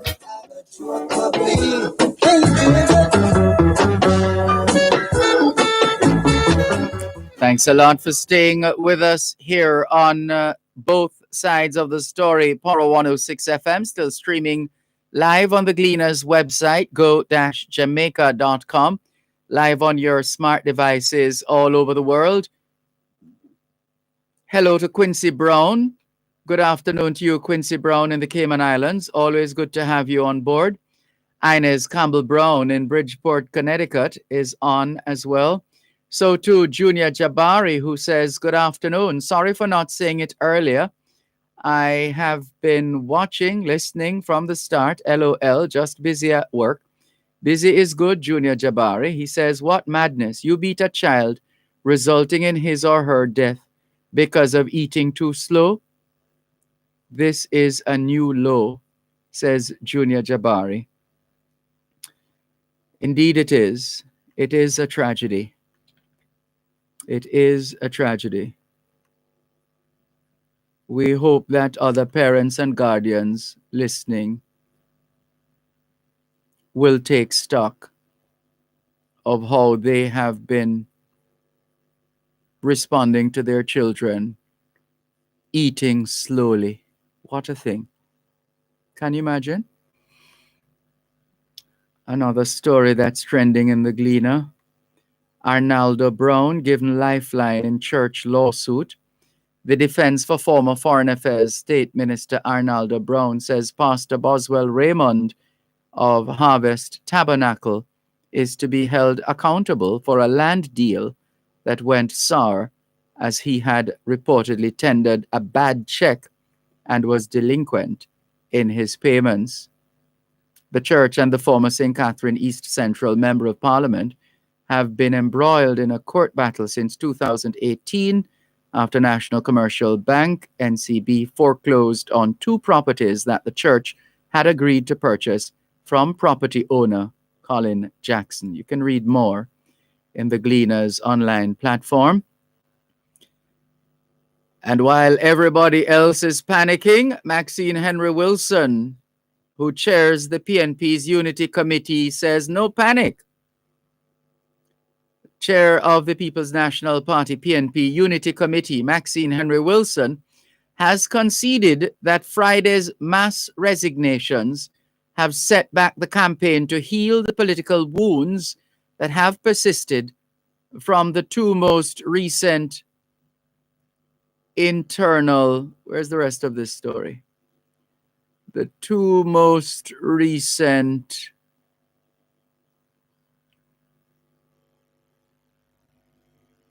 All right, not sure what just happened there. But you get the picture. We wouldn't necessarily have to read the entire story anyway for you to get what's happening there. Thank you very much, Gleaner. Let's see what are the stories trending on the Jamaica Observer's platform on both sides of the story. What is this now? Freedom Day in England as virus ramps up in Asia. England lifted most pandemic restrictions today, despite surging infections and dire warnings from experts as the Delta variant swept parts of Europe and Asia, and new cases in the Olympic Village threatened to mar the upcoming Tokyo Olympics. As England celebrated so-called Freedom Day, Vietnam locked down much of its population, while Indonesia clocked daily record deaths, and French lawmakers were set to toughen vaccine rules. The highly transmissible Delta variant, first detected in India, is driving new outbreaks along with a relaxation of measures as countries seek to kickstart virus-battered economies. In Britain, daily infections have climbed, averaging more than 50,000 since last week, with Delta taking hold in many areas. But despite accusations of recklessness, the UK government lifted legal mandates on social distancing, wearing masks, and working from home, urging personal responsibility instead. Nightclubs in England reopened their floors to dancers at the stroke of midnight for the first time since March 2020, while sports stadiums, cinemas, and theatres can now run at full capacity.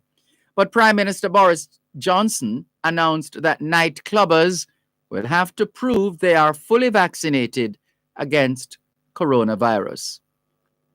You can read the Jamaica Observer's online platform for more. Antigua government may implement measures to get public servants vaccinated.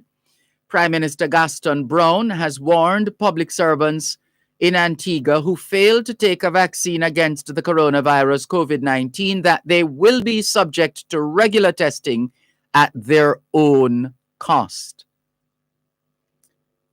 Also trending, some football. Costa Rica match is going to be hardest yet. Well, all right, but we usually prefer if our athletes just focus on the job at hand. Don't say too much about the opponents, please. Just I mean, I know there are mind games. There are mind games that are played, but just go out there. I mean, you've been doing well so far. Yes, Los Ticos, as they call them, I believe, Costa Rica, they're quite a plucky team. They are, yes, so what? As we were saying a few weeks ago, after the England versus Italy match, or at some point thereabout, we were saying that no matter how great a team is or an individual player is, whatever the sport, it all boils down to who turns up in parentheses or inverted commas, who turns up on the day. Whoever turns up on the day wins. It's as simple as that. Whoever turns up on the day. Even if it's a draw, the draw usually works in favor of one team or another. Based on whatever permutations are at play within that scenario. But just go out, Blake. Just go. Reggae Boy skipper Andre Blake. Just focus on empowering your team, leading your team. By all means, watch the videos of Los Ticos. Know more than just a little about their players, whether they are midfielders, forwards, whatever. Just do your homework and go out there and give it your best. And we just hope that yours is the team that actually turns up on the day. How about that? A couple of messages coming in. Let's just finish updating you. 150 local manufacturers for Christmas in July. The Ministry of Tourism says some 150 manufacturers of locally produced corporate gifts and souvenir items will showcase their wide selection of products at the 7th staging of the Christmas in July trade show, Thursday, July 22. That's this Thursday. The event, which will be hosted at the Jamaica Pegasus Hotel in New Kingston, encourages the purchase of authentic local products by stakeholders in the tourism sector and corporate Jamaica looking for gifts for clients and staff. Excellent initiative, 7 years and still going strong. We hope more will come out of it. Dominica places village under lockdown following cluster cases of COVID-19. That's another of the stories trending. And I believe we will leave it. Oh, the Mandeville mayor addresses resignation withdrawal. Let's hear what he's saying here. Councillor for the Royal Flat Division, Donovan Mitchell, has sought to address concerns after last Thursday withdrawing his resignation as mayor of Mandeville and chairman of the Manchester Municipal Corporation. Speaking at the changing of the guards ceremony for the Manchester Police Division on Monday morning, that's this morning, Mitchell said the municipal corporation had some problems. Everybody heard that mayor would be resigning at 5 p.m., but calls came in and the mayor changed his mind. Persons asked questions. He said, I have some municipal police officers, and I said to them that every single citizen of this parish has a right, irrespective of what they do. If they sell fish, if they sell clothes, if they do anything that is bad, they have a right and all must be heard.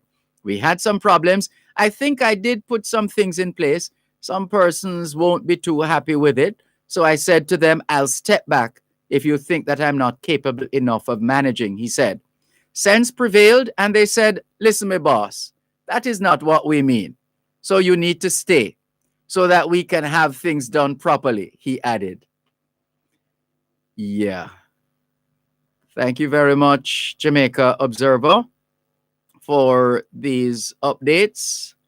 And again, listeners, feel free to check out the Observer's website. Did we share this one? Hold on. The new, tomorrow is Tuesday, yes. New Haiti government to be formed tomorrow Ariel Henry as Prime Minister. Here's the story.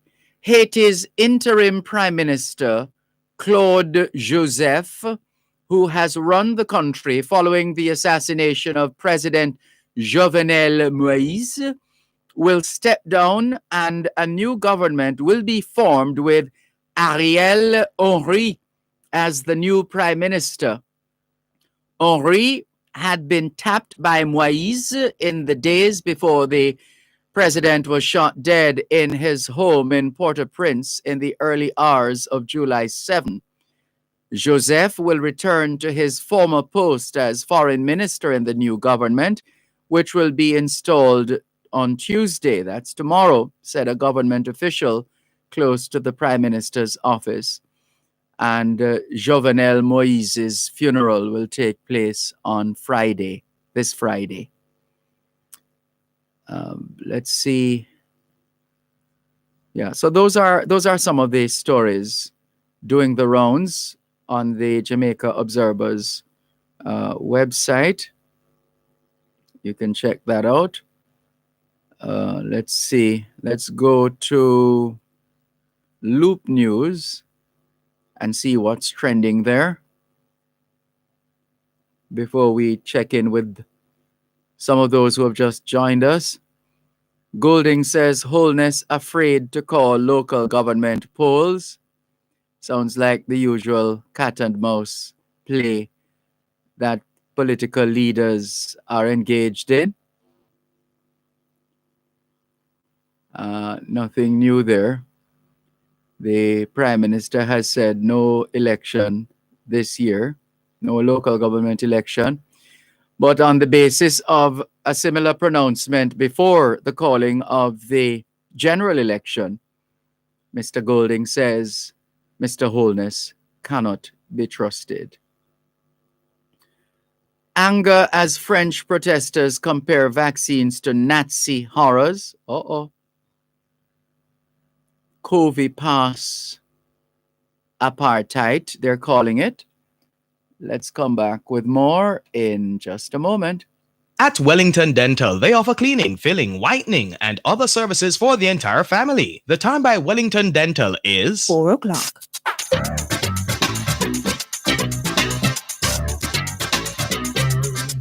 Under the law. Know your rights and how the laws of Jamaica can help you defend those rights. Under the law. Brought to you today by the Bank of Jamaica, building an inclusive economy. Whether you're a small farmer, street vendor, big investor, every entrepreneur, got to wise up about your money. You have to make sure say your money secure. When you need to grow, you have access to more. Financial inclusion means that individuals and businesses have access to useful and affordable financial products and services that meet their needs. Access to more money, more credit, whatever your business needs. When you work hard for your money must work for you. Argentina. Morning, Daddy. Is this a good time to talk? I'm watching a game, but what is it? A friend of mine just came back from working overseas and asked me to buy US from him because he wants some Jamaican dollars to buy material to add on to his house. Boy, Marie, that's not legal, you know. I don't want you to get yourself in trouble. The buying and selling of foreign currency is a regulated activity that must only be done with a licensed company. Why you don't tell him to sell it to a Cambio? Cambio? Cambios are companies licensed by Bank of Jamaica to buy and sell foreign currency. But I could use US dollars, Daddy. Based on the Bank of Jamaica Act, when you buy or sell foreign currency, you have to deal with a legitimate regulated business, like the Cambios. So how people get a license to operate a Cambio? They have to apply to Bank of Jamaica. Now, Bank of Jamaica will only issue licenses to companies registered to do business in Jamaica, and those companies must have been operating for a minimum of 2 years. The bank has everything on their website. So the best thing to do is to check their website for the information. So anybody can get a license to operate a Cambio? Bank of Jamaica does background checks on the people who apply. And all directors, large shareholders holding 10% or more, and the management team have to complete a fit and proper questionnaire. Where can my friend find one of these cambios? They are all over the island, Marie. The good thing about them is that they are not just in the major town capitals, but they are in the rural towns too. Your friend can find the list of the licensed cambios on BOJ's website. Final question.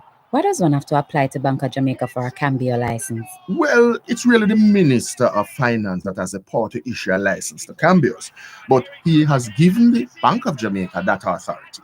Bank of Jamaica is the regulator. In keeping with the Bank of Jamaica Act, Bank of Jamaica is the entity authorized by the Minister of Finance to license cambios and regulate the operations of cambios in the island. That's how it is under the law. Brought to you today by the Bank of Jamaica, building an inclusive economy. Join us Mondays at 6:45 and 8:55 a.m. and at 4 and 9:55 p.m. on Power 106 FM for Under the Law.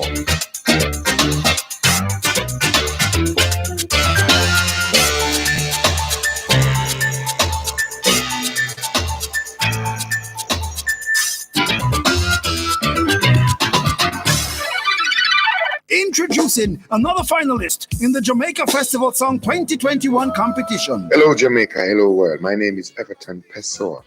My song is Celebration. Hey, yes. We have the nicest people down a yard. Your sexy body, girl, them hot like a lava. The man, them hard working. We never feel when it come to the book thing. Money in a bank and enough braffing. We never yet back down from a challenge. Anything come Jamaican manage. Now available for download on most digital platforms. Feeling my people, how you feeling? Throw your hands up, jump and touch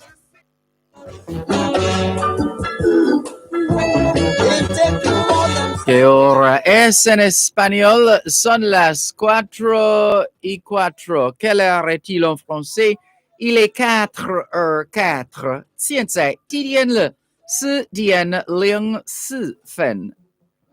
4 minutes past 4 o'clock in the afternoon here at Broadcast House 32 Lyndhurst Road, Kingston 5, St. Andrew, Jamaica. Have you had a checkup lately? If not, now is a good time. Let's not wait till we get sick to get a checkup. How about that? Checking in with more on your program, Both Sides of the Story, Power 106 FM. Hello to, who is this now? Looks like, is that Miss Tiny?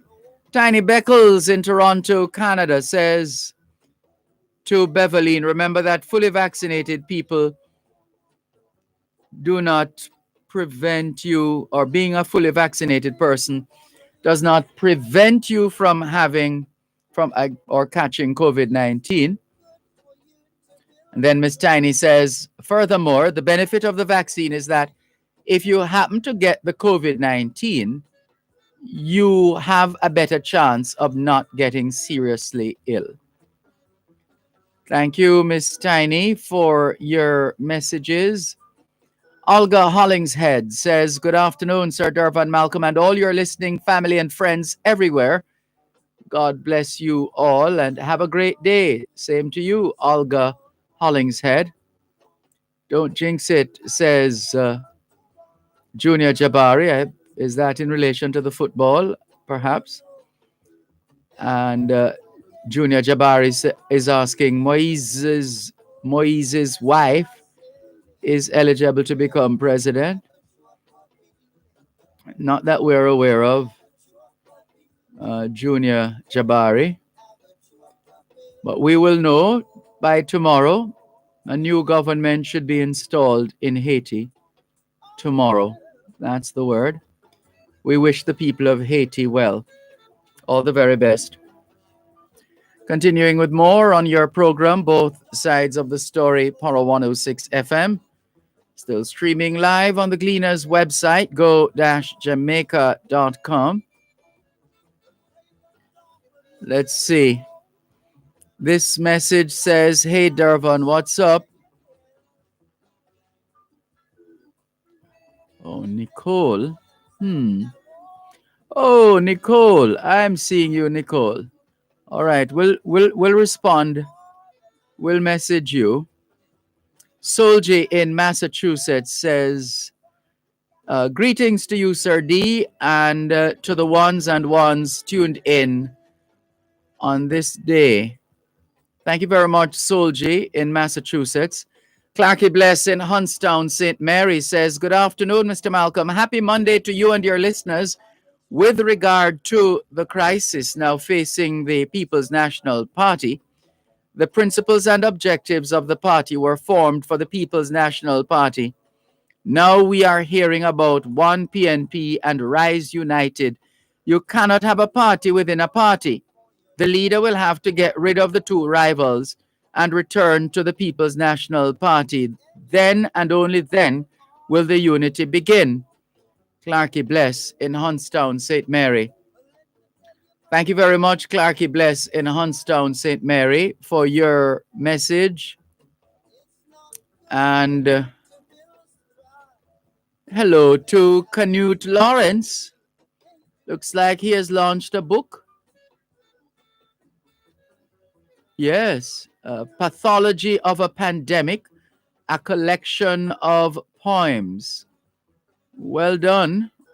The launch is for the 30th of July. Well done, Canute Lawrence. Well done. All the very best. H. Morgan in Birmingham says, Mr. Malcolm, pleasant good afternoon. That stepfather who reportedly beat his 4-year-old stepson to death needs to be examined by the mental health experts, because it's only, I'm going to paraphrase what you have here. It's only a mentally ill person who would do such a thing. For goodness sake, the child is only 4 years, and does he expect such a child to eat as fast as a teenager or an adult? If nothing is wrong with his mental reasoning, then he should be jailed for life if it can be proven that it was the beating that caused the death. And even if it's not, then he should be put in prison. A well-thinking person would not even fathom such a thing, much more to carry out the act. They need to be reminded that children are the future. Teach them well, not beat them well. H. Morgan in Birmingham. Well, like all of us, when we are involved in certain situations, we are entitled to the remedies of the justice system. Let's see how that one unfolds. Miss Olive says, good day, Dervan. What's happening with the Phoenix Suns team? They look as if they have given up on winning. Well, funny you should ask that question, Miss Olive. I'm not sure if you have heard us on this program before saying the last time we sat and watched a basketball match, Michael Jordan was playing.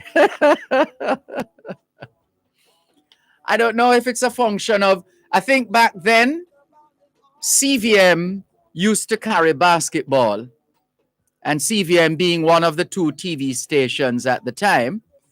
And we didn't have cable at the time. And so thanks to CVM, we fell in love with basketball and watched basketball religiously. But then somewhere down the line, we just, in trying to figure out which station or which channel, which network would be carrying basketball and when that would be, it was easier to follow it on CVM than to try and figure out which of the sports networks is carrying it. And I know they have NBA channels, but there's, yeah, it's just too much right now, quite frankly. So we'll keep an eye on the score. But we did see a match. Where was it? Which match was this now? Or was it the highlights we were looking at? And some excellent plays that we noticed. Some tremendous shooting from the three what do you call that again? The 3-point mark. The 3-pointers, they were so accurate. And there was, I'm trying to remember which, I think it might have been the same series that is on now, that I caught a bit of the highlights. Some fantastic basketball. Reminded me of the days of Scottie Pippen from downtown, and what was it, the other one there? Bugsy, they called him. And of course, Jordan, and well, there was the very colorful Dennis Rodman as well, among others. But yeah, we'll try and catch up. We'll try and see if we can find the schedule for the rest of this series, basketball. Let's see. Where were we? How did we get there? Oh, that was the message from Miss Olive. Because since Miss Olive is a basketball coach. Yes, Miss Olive. Dervan, as you mentioned, Scottie Pippen. Those basketball players, they played as a team. Nobody is trying to outdo the other. And this other guy, what's his name again? The one who have an earring all over his face. That's the name I just called. That's Dennis Rodman. I didn't hear. I must have turned on the radio then. Yes. He was the national rebounder. You don't know where him come from when him get under the basket. True. You understand? True. Him that. You understand? Because Jordan couldn't do it without Pippen and my guy. You understand me? Yeah. But these guys know all them can think about. We're having intermittent interruptions. Sorry, Miss Olive, we're losing some of what you're saying due to intermittent interruptions on the line. And throw 2 stones on them. No violence, Miss Olive. Yes, you hear the part they do. Make sure you hear the part. Yes, I mean, it's like him just give up. Sean Paul. You know, him Gone again. Miss Olive, the internet struggling. We need to take a break anyway. I don't know if you want to call back or hold the line, but we're going to a break. I call back straight. Sure. All right. Thank you. You're listening to Power 106 FM. The time is now 4:15. Jamaica is blessed with adequate water supply. Let us do our part in protecting this precious resource and enhance the productivity of our farmers. Let's grow what we eat and eat what we grow, as what we do today will impact our lives tomorrow. A message from the National Irrigation Commission Limited. Irrigation, making the difference in agriculture. Power Talk has been a unique source of discourse on matters of public interest, finding solutions to the challenges we face in a globalized world. Power Talk brings you the new host who will take talk radio to another level. Join Dr. Herbert Gale Mondays and Tuesdays and Simon Croskill from Wednesday to Friday as they provide a riveting analysis on the issues of the day and speak with stakeholders charged with driving innovation to move Jamaica forward. Tune in for brand new features designed to showcase local developments and highlight how the global issues of the 21st century are being addressed. That's Dr. Herbert Gale Mondays and Tuesdays and Simon Croskill Wednesday to Friday on Power Talk, 11 a.m. to 2 p.m. right here on Power 106 FM. Living good, and we're living in the positive. All the but let me tell you, my friend, if you wanna live this life, it's not good. Thanks a lot for staying with us. Que hora es en español? Son las 4:16. Quelle heure est-il en français? Les 4:16. Tien sai, TDN le, si dien shi liao fen. That was 16 past 4. It's now 17 minutes past 4 o'clock in the afternoon here at Broadcast House 32, Lyndhurst Road, Kingston 5, St. Andrew, Jamaica. Have you done your homework yet? Yes, young people, we know it's summer. For the most part, you're on summer break, except for those who are catching up or seeking to close the learning gap. We trust you had a productive day of learning today. Hope you also managed to get in some physical activity, just as important as mental activity. Those of you sitting CSEC and CAPE exams, we hope you get the results that you work for. Nothing more, nothing less. And remember that you are a super special cohort of students. Super, super special. Your achievements are remarkable under the circumstances and will get better. And therefore, we will see even more of your true mettle. Well done, young people. As we always say, socialization makes you educable, education makes you trainable, training makes you employable, and the right attitude makes you successful. Homework time, young people. Let's go to Miss Olive now, who is calling us on her own steam, as in her own money.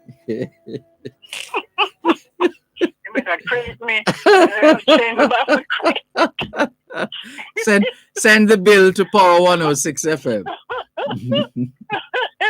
Yes, Dervan. Yeah. This whole, now I'm watching cricket. You see, and last night I was watching baseball. I am a baseball, cricket, and basketball. Bessie. Yes. None of them no pass me. And you know, I just love the game. I really enjoy the game. And if the thing they call a foul that is not foul, you could hear me a quarrel with him. Like him can hear me. I know that. You're one of those Jamaicans. I know that. I know what that's like. What you mean for say the man foul? Him go after the ball and the guy come in front of him and you go give him man a yellow card. That's all right. That's like those who are arguing over this football and that football and this team and that team. Interrupted a group of sixth formers who were going at it.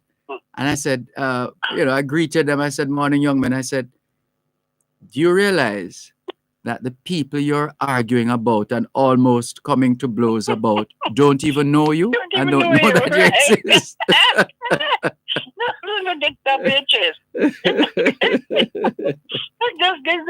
Okay, now that you mentioned the football, the English, when was it? Manchester, whatever, and the other team, and they had the shootout. Them had the penalty thing. You mean the Europa Cup? The Euro. Yes.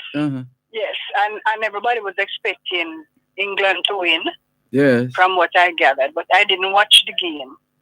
But what really took place, because I hear them cussing how them use these three young things before them use the more seasoned footballers to go to the thing. I don't know. Up to now, I don't understand it. Yeah, no, it's just the coach or the manager made his decision. He took a chance with the youngsters, and it backfired essentially. That's right. Him should have mixed it. I mean, you use one to make them get the experience that I can understand.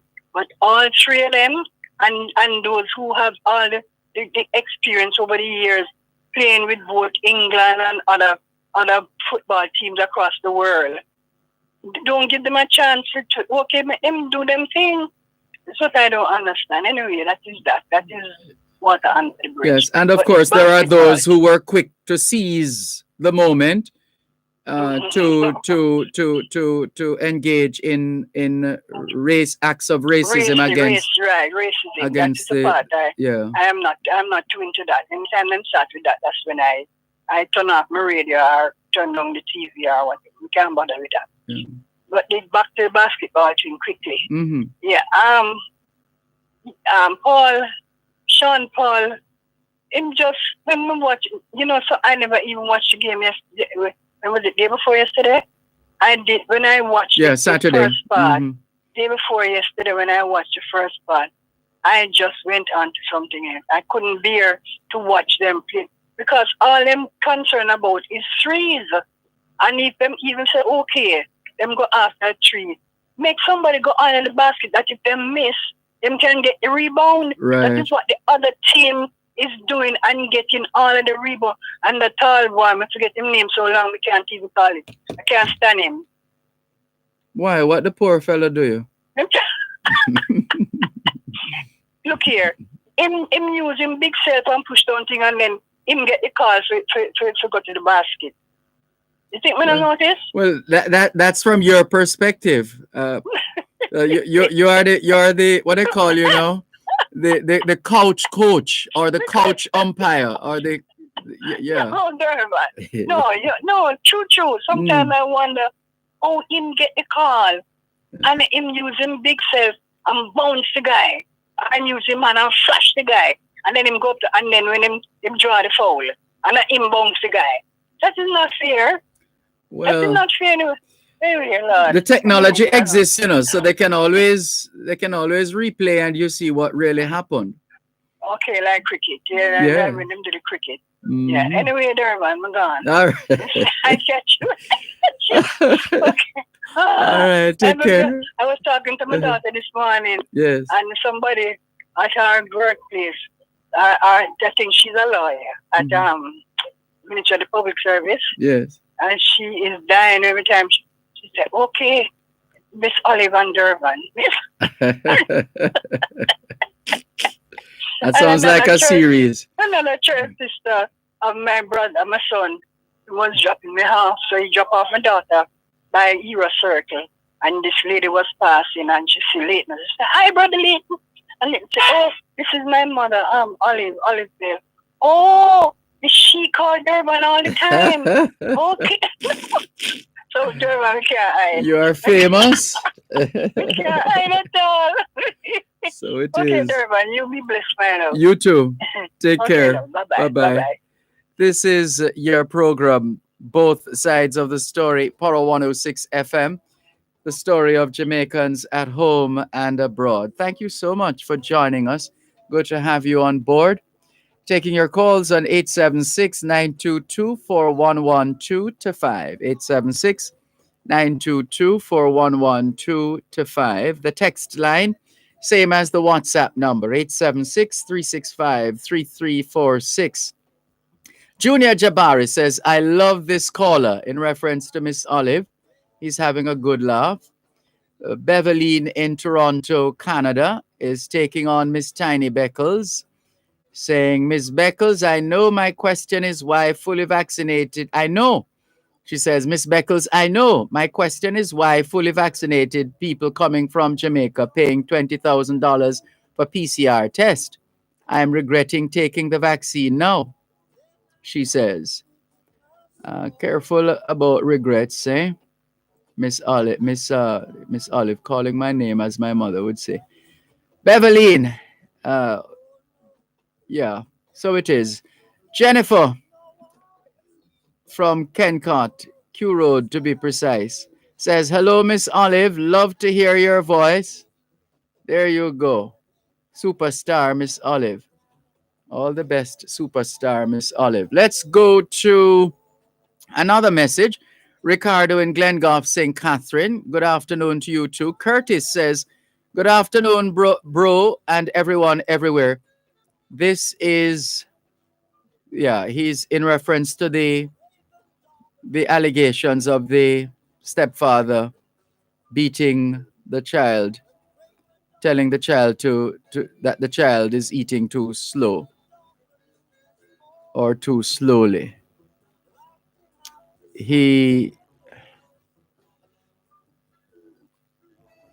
Curtis has a designation for the person, for the accused. We'll just jump over that. We get the point you're making, Curtis. Vision says, big up Mr. Malcolm and all the listeners worldwide. To you too, Vision. Thank you very much for your message on WhatsApp, 876-365-3346. That's a text line, same as the WhatsApp number, 365 3346. This one is a text message. Good day, Dervan. Heaven help the children of this land. Life is not easy for them. Too many of them living in hell due to the high rate of step-parents present in the homes. Well, we don't know if a study has been done to identify step-parents in any significant majority being those who are harming children. We'll have to wait for that study, but thank you very much for your message. We understand your concern. We understand your position. All the best. This is your program, Both Sides of the Story, here on Power 106 FM, still streaming live on the Gleaners website, go-jamaica.com, live on your smart devices all over the world, taking your calls on 876-922-4112 to 5, 876-922-4112 to 5. The text line, same as the WhatsApp number, 876-365-3346, 876-365-3346. Let's clear some more of these. Well, before we clear some more of the messages, let's share a bit of information with you. In 1694, England and France being at war, a French fleet under Admiral Ducasse attacked Jamaica. During a whole month, this fleet landed men on the north and east sides of Jamaica and plundered the plantations there.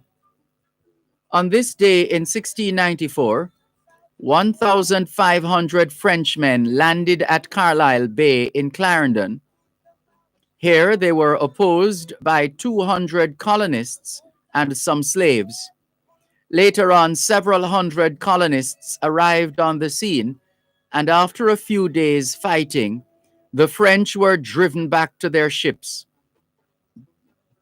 They had destroyed 50 sugar estates and 50 plantations, and they captured and took away more than 1,300 slaves. It happened on this day in 1694.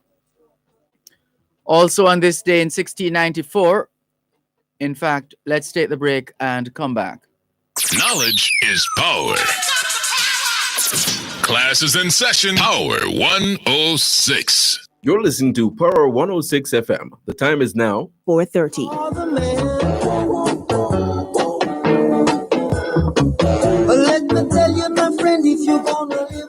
Let's go to 1702. Que hora es en español? Son las 4:30. Quelle heure est-il en français? Il est 4:30. 现在几点了？4点13分. 4:30 in the afternoon here at Broadcast House, 32 Lyndhurst Road, Kingston 5, St. Andrew, Jamaica. Do you know where your children are? Are they where they're supposed to be? Doing what they're supposed to be doing? It's a good time to check up on the children. A good time for us to continue with more on your program, Both Sides of the Story, Power 106 FM. Some more of the history for you. 1702. On this day in 1702, Admiral Benbow sailed from Port Royal in search of the French fleet under Admiral Ducasse. He caught sight of it near the coast of Colombia and attacked it at once. For 5 days, the fight continued, the English ships pressing the Frenchmen hard. On the 5th day, Benbow's leg was broken by a shot. He wanted to go on fighting, but 2 of his captains named Kirby and Wood persuaded the English ships to withdraw. The English ships returned to Port Royal, where the two captains were tried for their conduct and shot. Benbow died a few months after. He was buried in the Kingston Parish churchyard, where his bones still lie.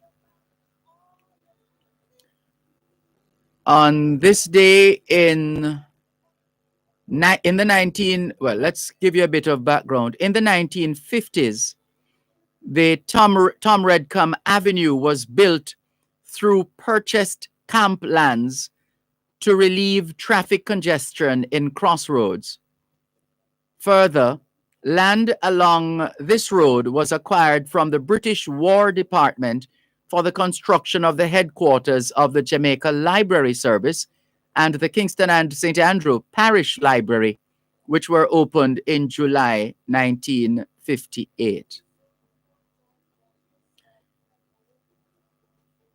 General Sir Lionel Smith was awarded a baronetcy on this day in 1838. General Sir Lionel Smith was a British diplomat, colonial administrator, and soldier. His mother was noted writer and feminist Charlotte Turner Smith. Sir Lionel Smith was governor of Tobago in 1833, and then governor of Barbados, viceroy of the colony of the Windward Islands and Grenada from 1833 to 1836. But it was for his service as governor of Jamaica from 1836 to 1839 that General Sir Lionel Smith received a baronetcy on this day in 1838. As a baron, Sir Lionel was a tenant-in-chief of the king. During his governorship in Jamaica, the United Kingdom passed the Abolition Act that stated that slavery shall be and is hereby utterly abolished and unlawful. On August 1st, 1838, Governor Sir Lionel Smith read the Proclamation of Freedom to a crowd of 8,000 at the celebration of emancipation in the square of Spanish Town, the then capital of Jamaica. He left Jamaica in 1839, having run into difficulties with the passing of the Prisons Act and dissolving Jamaica's assembly. Lionel Town in Clarendon is named after Governor Lionel Smith. Today, Lionel Town is home to about 6,000 or more Jamaicans. Following demobilization in 1919, black soldiers in Britain were subjected to racist attacks and rioted in a number of areas, including London. There were major anti-black riots in Cardiff and Liverpool. Many black seamen from around the world were left stranded in Britain. No black troops were allowed to participate in London's victory celebrations. The Peace March of July 19, 1919. The racist treatment of the ex-soldiers heightened tensions throughout the West Indies and Guyana, to which many returned angry and disgruntled. On this day, 1941, Winston Churchill put the British government's stamp of approval on the V campaign in a speech, from which point he started using the V hand sign. Let's put it in context for you. Winston Churchill made his first speech as the Prime Minister of Britain on May 13, 1940. I have nothing to offer but blood, toil, tears, and sweat. Victory at all costs. Victory in spite of all terror. Victory, however long and hard the road may be, for without victory, there is no survival. The V sign is a hand gesture in which the first and second fingers are raised and parted, whilst the thumb and remaining fingers are clenched. With palm inwards in the United Kingdom and some other English-speaking countries, it is an obscene, insulting gesture of defiance. That's if you turn the palm inwards. During World War II, Winston Churchill popularized the use of the V for victory sign initially with palm inwards and later in the war, palm outwards. In the United States, with a palm outwards and more recently inward, it is also used to mean peace, a meaning that became popular during the peace movement of the 1960s. In East Asia, the gesture is commonly used with a palm outward, connoting positive meaning.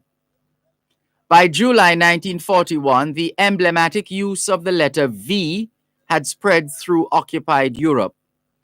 Early on, he used palm in, sometimes with a cigar between the fingers. That's Winston Churchill. Later in the war, he used palm out. It is claimed that the aristocratic Churchill made the change after it was explained to him what it signified to the other classes in Britain. Other Allied leaders used the sign as well. Since 1942, Charles de Gaulle used the V sign in every speech until 1969. This is the same, to Winston Churchill once again, this is the same Winston Churchill who visited Jamaica, arriving at the Montego Bay Airport on Friday, the 9th of January, 1953. He arrived on board the Independence, the personal plane of the President of the United States of America. Churchill was met by the governor, Sir Hugh Foote, and Sir Harold Mitchell, at whose house he was staying. A smart array of police constables formed a guard of honor, and Churchill began his inspection in his own inimitable way. And there's a long story on that visit. In fact, it was during that visit to Jamaica in 1953 that Sir Winston Churchill became the first person to receive the key to the city of Kingston. Sir Winston Churchill, the first person to be given the key to the city of Kingston. And we'll give you maybe one or two more. 1945, Jamaica was selected to be the site of a West Indies university by the West Indies Committee of the Commission on Higher Education in the Colonies. The reasons advanced were because of the convenience of transport, its healthy climate, the attitude of the public towards higher education, and its cultural background. So if you have ever wondered how the University of the West Indies, how the decision makers arrived at that resolve to establish the main campus of the University of the West Indies right here in Jamaica, here's what they said. Because of the convenience of transport in Jamaica, this is 1945 we're talking now, the convenience of transport in Jamaica. They also said because Jamaica's climate was healthy, so we had a healthy climate in 1945.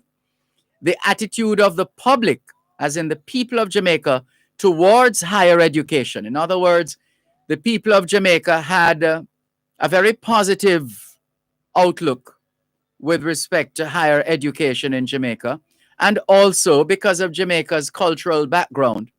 Those are the reasons why Jamaica was chosen as essentially the main campus or the headquarters of the University of the West Indies. How about 1962? The national anthem of an independent Jamaica was finally chosen on this day in 1962. The national anthem of an independent Jamaica was finally chosen on this day in 1962. The House of Representatives, in formal session, voted unanimously in favor of an anthem with words and music written and composed by Jamaicans and arranged by Jamaicans. In doing so, the House rejected the tune with words offered by Warrant Officer E.H. Wade, British-born bandmaster of the West India Regiment Band, which members had agreed at an informal meeting last month, should be put forward as the national anthem. That was June 27, 1962, when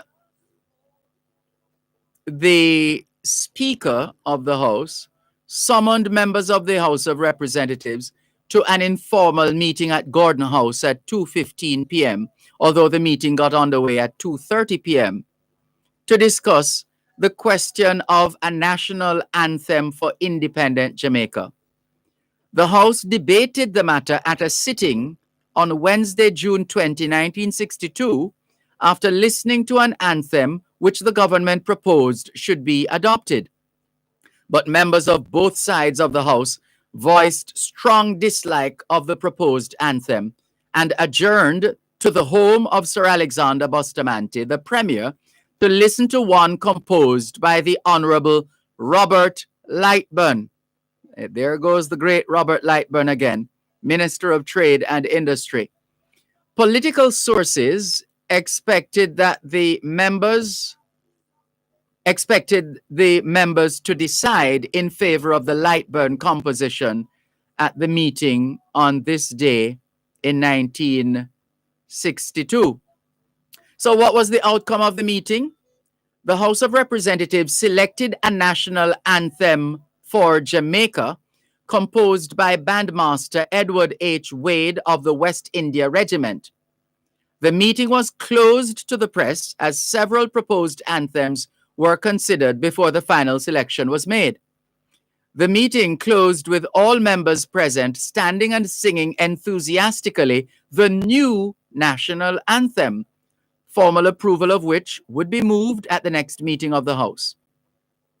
The members felt strongly that a national anthem should be a source of unity and should have words and music that would prove acceptable to all sections of the community.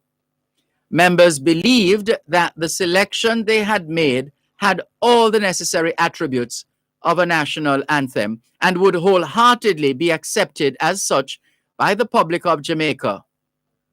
Members expressed the hope that both radio stations would combine in presenting and publishing the anthem chosen so that many people may know it on the 6th of August, 1962. Let's come back and you will hear the words of the what was almost Jamaica's national anthem. Knowledge is power. Class is in session. Power 106. You're listening to Power 106 FM. The time is now 4:45. Tune into Farm Talk, 6:18 to 6:35 a.m. the first Tuesday of every month, and 6:18 to 6:45 p.m. the last Tuesday of every month for First San in the Field. Real issues, real solutions. Join the Newport First San team in the field as they identify problems and tell you how to address them. First San in the Field, Real Issues, Real Solutions is brought to you by Newport First San Jamaica Limited, the first on the land.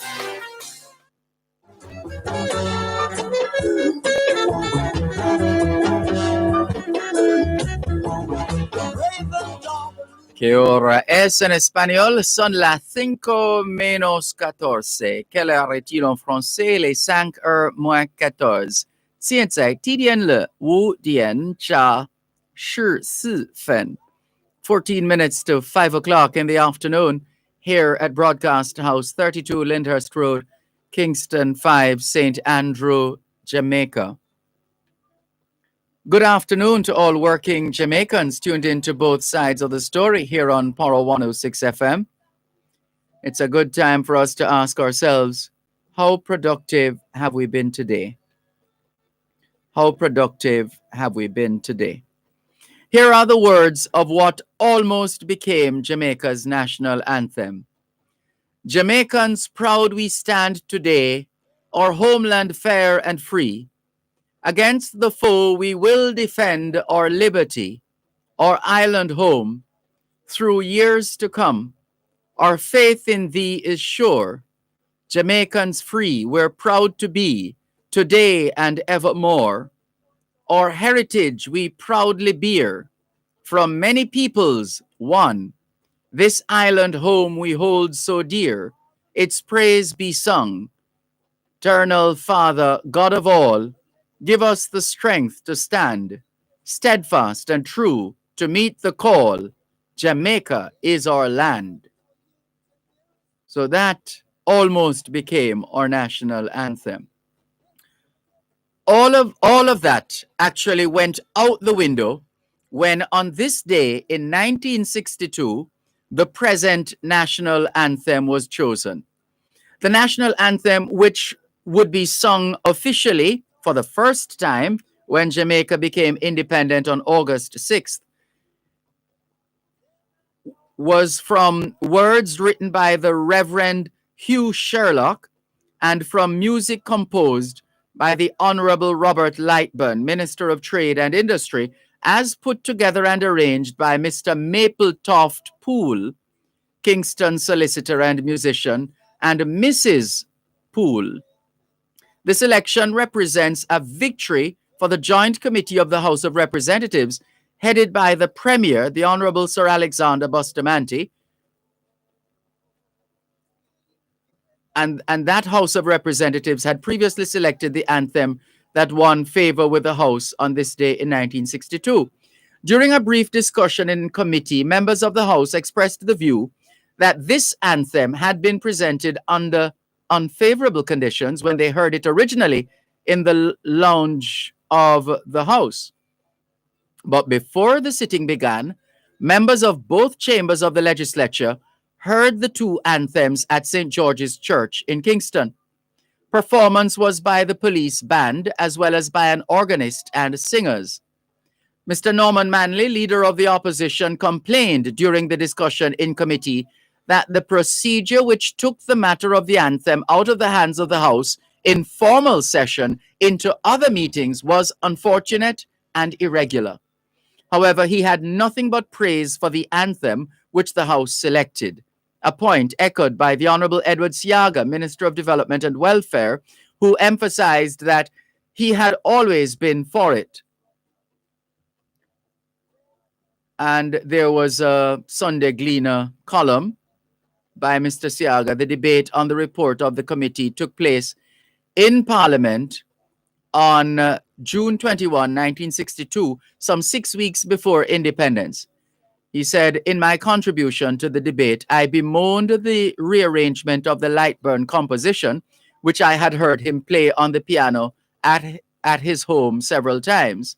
I expressed pleasure in hearing a song which would have made a beautiful national anthem, and expressed concern that what we have heard tonight is to my mind, a watered down version of that very song. Some of the most inspiring passages were omitted, including the climax that would have stirred the mind and heart. The omission of that part has made it something less than the best. But I went on to urge, if this is our last chance, then I am prepared to accept what we heard here tonight as our national anthem, because when August 6 comes, I do not intend to stand for any other anthem of this country, and I do not intend to stand up for anything called a national song. If people are dissatisfied with this national anthem, then in the future it can be changed. But do not call it a national song and ask people to stand up." Mr. Siaga said that the government proposed to put into effect a crash program to popularize the anthem before August 6. Mr. Florizel Glasspool, opposition member of the House of Representatives for Kingston Eastern, who, like Mr. Siaga, was a member of the Joint Committee, regarded the editorial in the Gleaner of July 19, 1962 on the subject as unfortunate. He did not want it to go out that the other anthem had not been chosen because the composer was an Englishman. He urged some sort of monetary compensation for Mr. Wade because of his effort and expressed the hope that the Wade anthem would become in due course a national song. The House then gave its approval to the anthem. So here's the Gleaner's editorial of July 19, 1962, 59 years ago today, we believe that the matter of a national anthem for Jamaica in independence will come before the House of Representatives again this afternoon. There are those in Jamaica who would prefer that this matter had not been rushed and that it had been allowed to remain undecided until, in the course of time, a suitable anthem for this country had evolved. There are many, even opponents of the People's National Party are numbered among them, who would have wished that it could have been possible to select Jamaica Arise as Jamaica's national anthem. For instance, that the PNP would eschew using this song for, say, 10 years and then having the whole country adopt it as Jamaica's national anthem when its memory as a political party song had faded. However, it is the decision of the country's leaders that this island should not wait on time, but should enter into independence with a national anthem of its own. And recently, an informal gathering of members of the House of Representatives recommended the acceptance of the words and music written and composed by an Englishman here on contract in Jamaica. We have not yet heard anyone speak in praise of this anthem. Perhaps it has merits, but from our point of view, it has one major demerit. It was not written by someone who has a natural association with the traditions and aspirations of Jamaica and its people. It is to be hoped, therefore, that at its meeting today, the House of Representatives will reverse the informal decision of its members and select a composition authored and arranged by Jamaicans who have been long connected with the traditions, the aspirations, and the music of the Jamaican people. It is very, very important that a nation's symbols should be indigenous. The informal incipient mistake should be rectified. Some serious discussions there and points of view with respect to the national anthem and how it came to be. Eternal Father, bless our land. Let's see, another one before. The Centennial Olympics opened in Atlanta, Georgia on this day in 1996, in the biggest Olympics staged in the 100-year history of the Games. 197 nations marched in the opening ceremonies. Montreal singer Celine Dion sang The Power of the Dream, written by David Foster, Kenneth Babyface Edmonds, and Linda Thompson, and commissioned for the Olympics. Former heavyweight champ and Atlanta native Evander Holyfield carried the Olympic torch into the stadium. Holyfield handed off to American swimmer Janet Evans, who ran up the aisle with the torch and lighted the torch of heavyweight champion Muhammad Ali.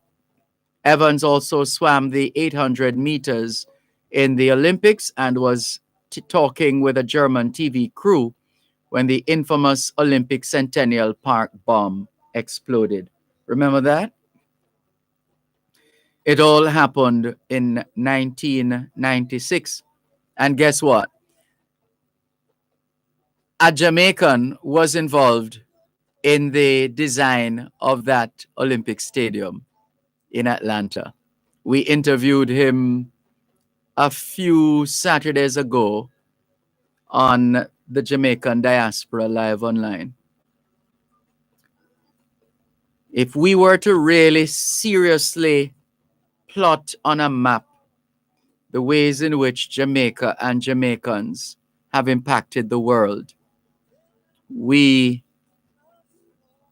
we were to do that with that kind of mind, with that in mind, with that plan in mind, with that outcome in mind, we will find that we have the globe covered. That's just who we are as Jamaicans. We are powerful beyond measure. Unfortunately, when that power is misplaced, problems.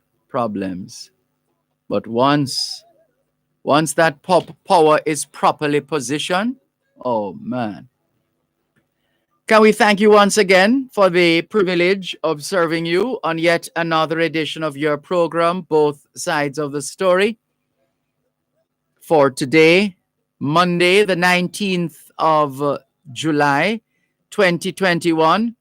The moving finger writes, and having writ moves on, nor all your piety nor wit shall lure it back to cancel half a line, nor all your tears wash out a word of it.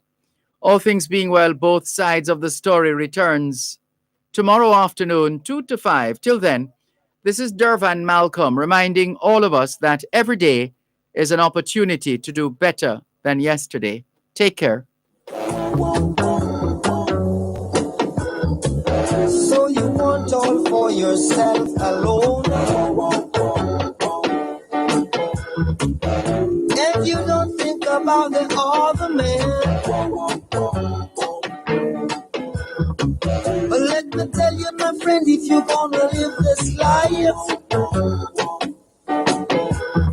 it's not good for you to build strife. Craving, I got your copy. Hey, Craving.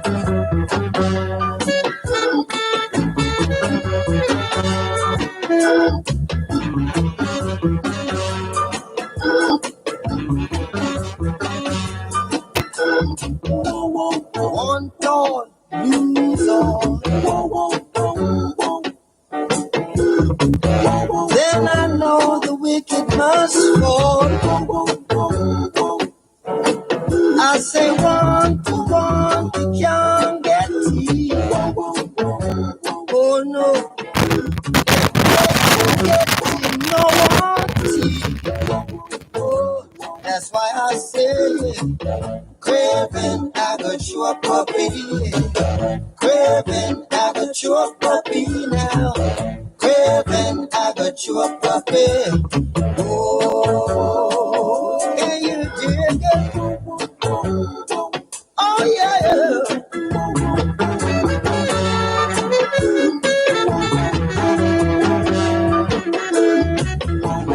Raven dog loses bone. The craven dog will lose his bone, acting after something else. They take it for themselves alone. They don't think about the ornament. The old time people say 1 to 1, yeah. You're listening to Power 106 FM. The time is now 5 o'clock. News, comprehensive, powerful, and credible. Power 106 FM now presents a simulcast of Radio Jamaica's news at 5.